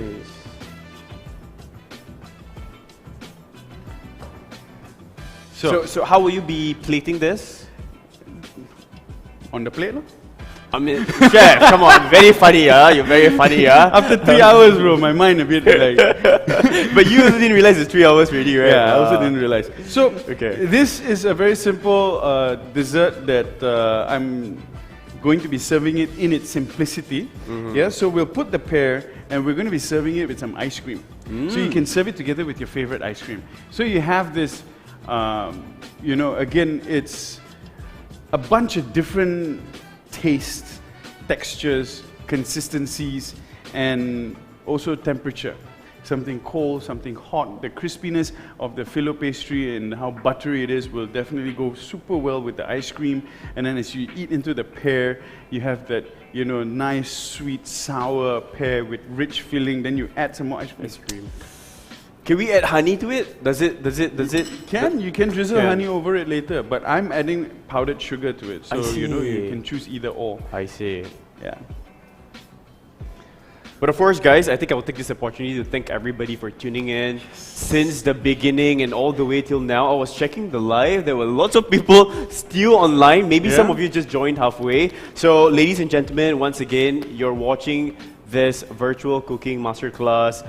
Level up on the table with Chef Sherson Lian. So some of you maybe just joined halfway. We've started today. There's 2 dishes. One is main dish, and now we're already at a dessert.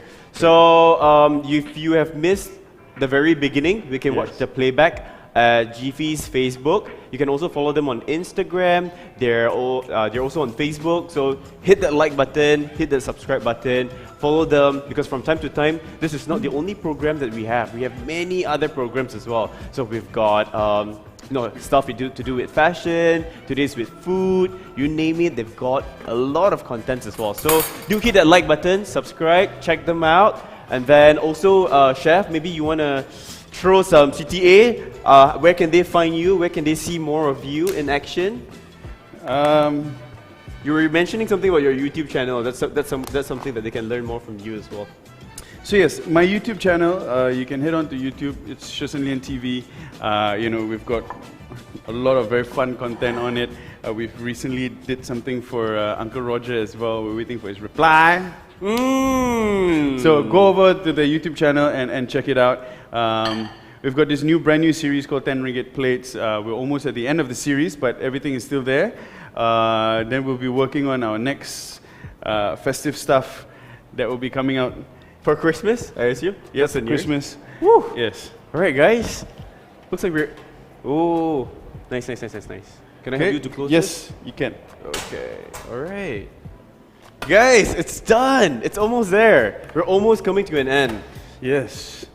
Finally. Okay, maybe I can also read this question. ASEAN. Okay, maybe ASEAN would like to ask herself. Okay, ASEAN, do we have you in the Zoom call? Hi ASEAN, you can unmute your mic as well. Okay, alright. Anytime when you're ready, ASEAN. Hi ASEAN. Yes. Hi. Are you hear me? Yes, I can. Can hear? Yes, shoot away.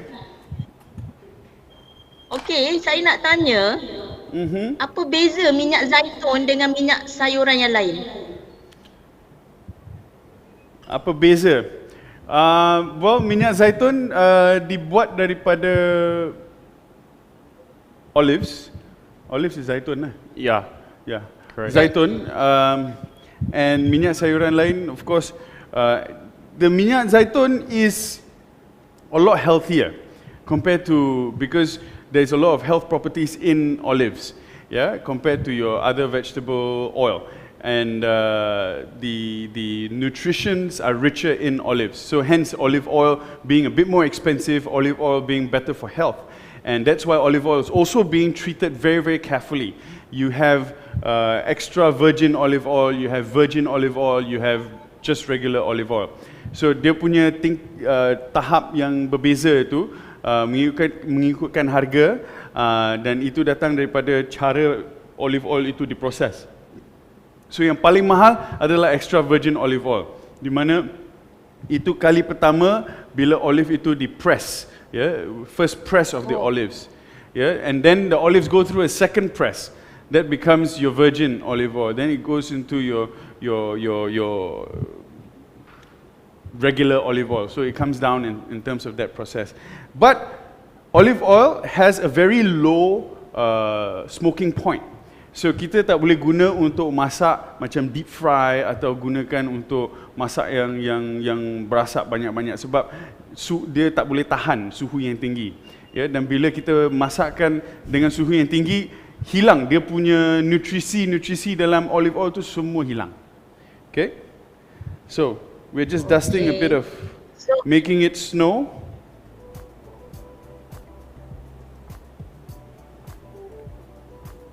There we go. So you see, it does look Christmas, bro. Yeah, it looks very Christmassy. I like the powdered sugar. Yeah, there we go.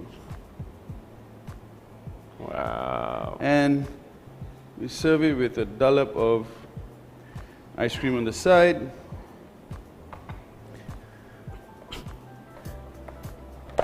And some pretty stuff.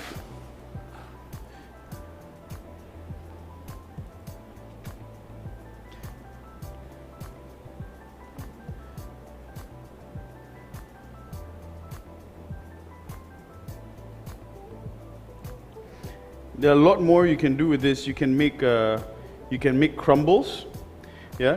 Like you have butter and flour, then you put the crumbles down. You set the pastry on top, yeah.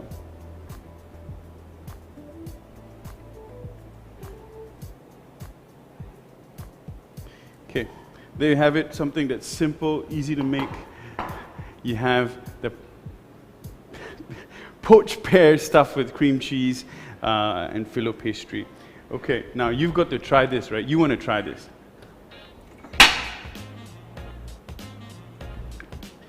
So I will take one, and then we'll put it out, and I'll cut it so you can see what the inside looks like. Okay. But you can also hear the crisp. Yeah, correct. Of the pastry. Mm. Exactly.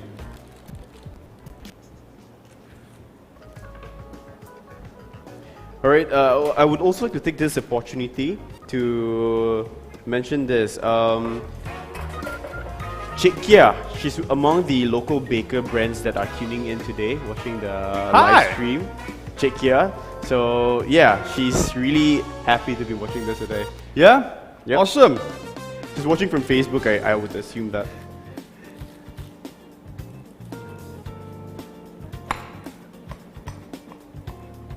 So maybe while you're cutting that, there's a question from Justina. Can we use clarified butter? Would it taste better or no different? So you see, this is what it looks like on the inside. Ah. Okay, so you have all these layers of crispiness, yeah, and like a roti tissue.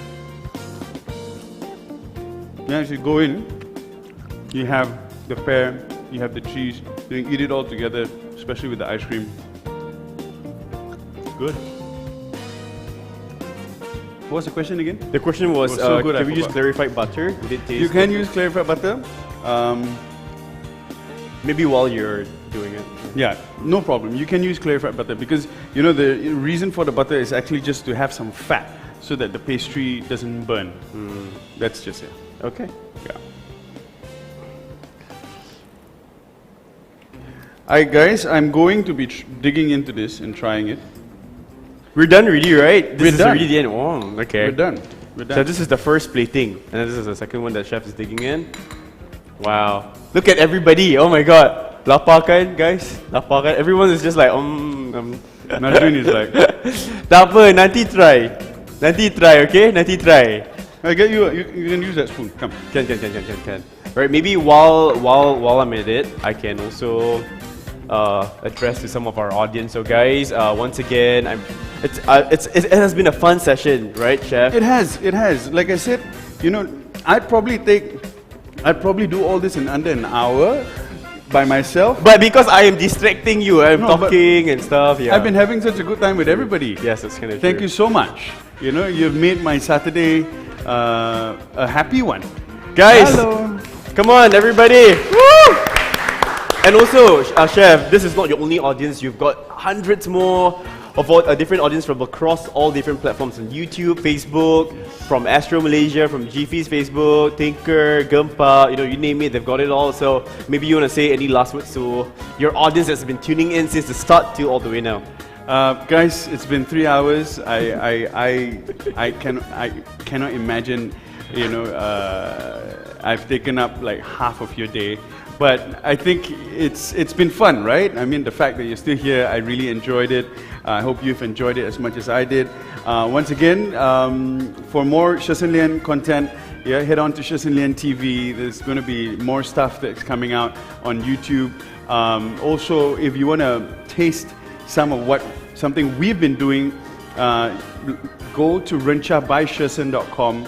Yeah, we're selling now a set of 4 different condiments. We've got sambal belacan, we have got fish curry paste, we've got chicken rice chili, And my personal favorite, which is our signature, the sambal cincalok belimbing bulu. Oh, that is mad. Oh my god, gila. Sounds crazy. Yeah. That one is mad. Yeah. So go on to once again, it's rencahbysherson.com. So head on there and you can browse through, buy what you like, buy the whole set. You can buy it for your friends. If you buy a set of 4, it comes in a nice, really nice looking box. So it's something you can, choose to buy for your friends for Christmas, yeah, or birthdays or whatever. True. It'll be the coolest looking sambal belacan. Malaysian style Christmas. All right, guys. Of course, thank you so much, Chef, for Thank you, everybody. your insights and also for your sharing today. So. Maybe any last tips for today's takeaway? Is there anything else that you want to input to all our audience? Last tips. I'd say, guys, don't be afraid to cook. You know, if you're going to make mistakes, you're going to make mistakes. You cannot run from mistakes in the kitchen. So just don't be afraid. I think if I was afraid, then I wouldn't be where I am today. True. You know, one of the biggest fears I had to overcome was, like I said, remember cooking from 10 ringgit chicken chops and doing fried rice to cooking for dukes and duchess in Scotland. So for me, to climb that bridge, it wasn't easy. But if I was afraid and ran away from it, then I would not have been who I am today. So it's just very simple advice. Don't be afraid in the kitchen, you know. And this is it. Be a fussy eater. Okay? I can relate. Be a picky eater. Because the pickier you are, the fussier you are, the better of a cook you are going to be. Okay? But don't be, when I say fussy eater, don't be annoying fussy eater lah. You know, you just got to know what's good, what's not good. True. You know, and like what is good. And then everything you cook moving forward will be good because you taste first, right? True. Before you serve it out. Correct. If you pass your own standard, everyone else would love it. You know, hopefully everyone else would love it. And if your standard become higher and higher, then, you know, you got no worries. After this, then only Chef Sherson can cook for you. You cannot cook. No lah. Then you cannot eat outside anymore. Okay, thank you so much again, Chef. Thank you, and guys. of course, guys, if you want to check out on the recipe, it's available on GFee's Facebook and also IG. So in case you haven't watched, from the beginning, you just entered halfway through, guys, please watch the playback from the beginning at GFee's Facebook and IG. You can find the recipes over there as well. You can check out Chef Sherson's content. It's his YouTube channel as well. And I believe there will be a special festive menu from him coming out really soon. If it's not on GFee's platform, it will be on his. It's a matter of when, right? Correct. So also, don't forget to catch Sherson's show, Lima Rencah, Lima Rasa, and also Family Kitchen with Sherson on Astro On Demand, and also AFN channel 709. 709, yeah. 709. It's changed really, yeah? Yeah, there's a lot of things that we're going through right now. So once again, guys, thank you so much for tuning in. I really appreciate your time. And if you want to check out Chef Sherson, like I said, his YouTube channels, you can check out GFee's as well for the recipes. And also, if you like whatever we're doing today, just keep following us. And thank you so much, everybody. Until next time. Anthony, you the man. All right. You the man. Ciao, guys. Bye. Love y'all. Ciao, everybody.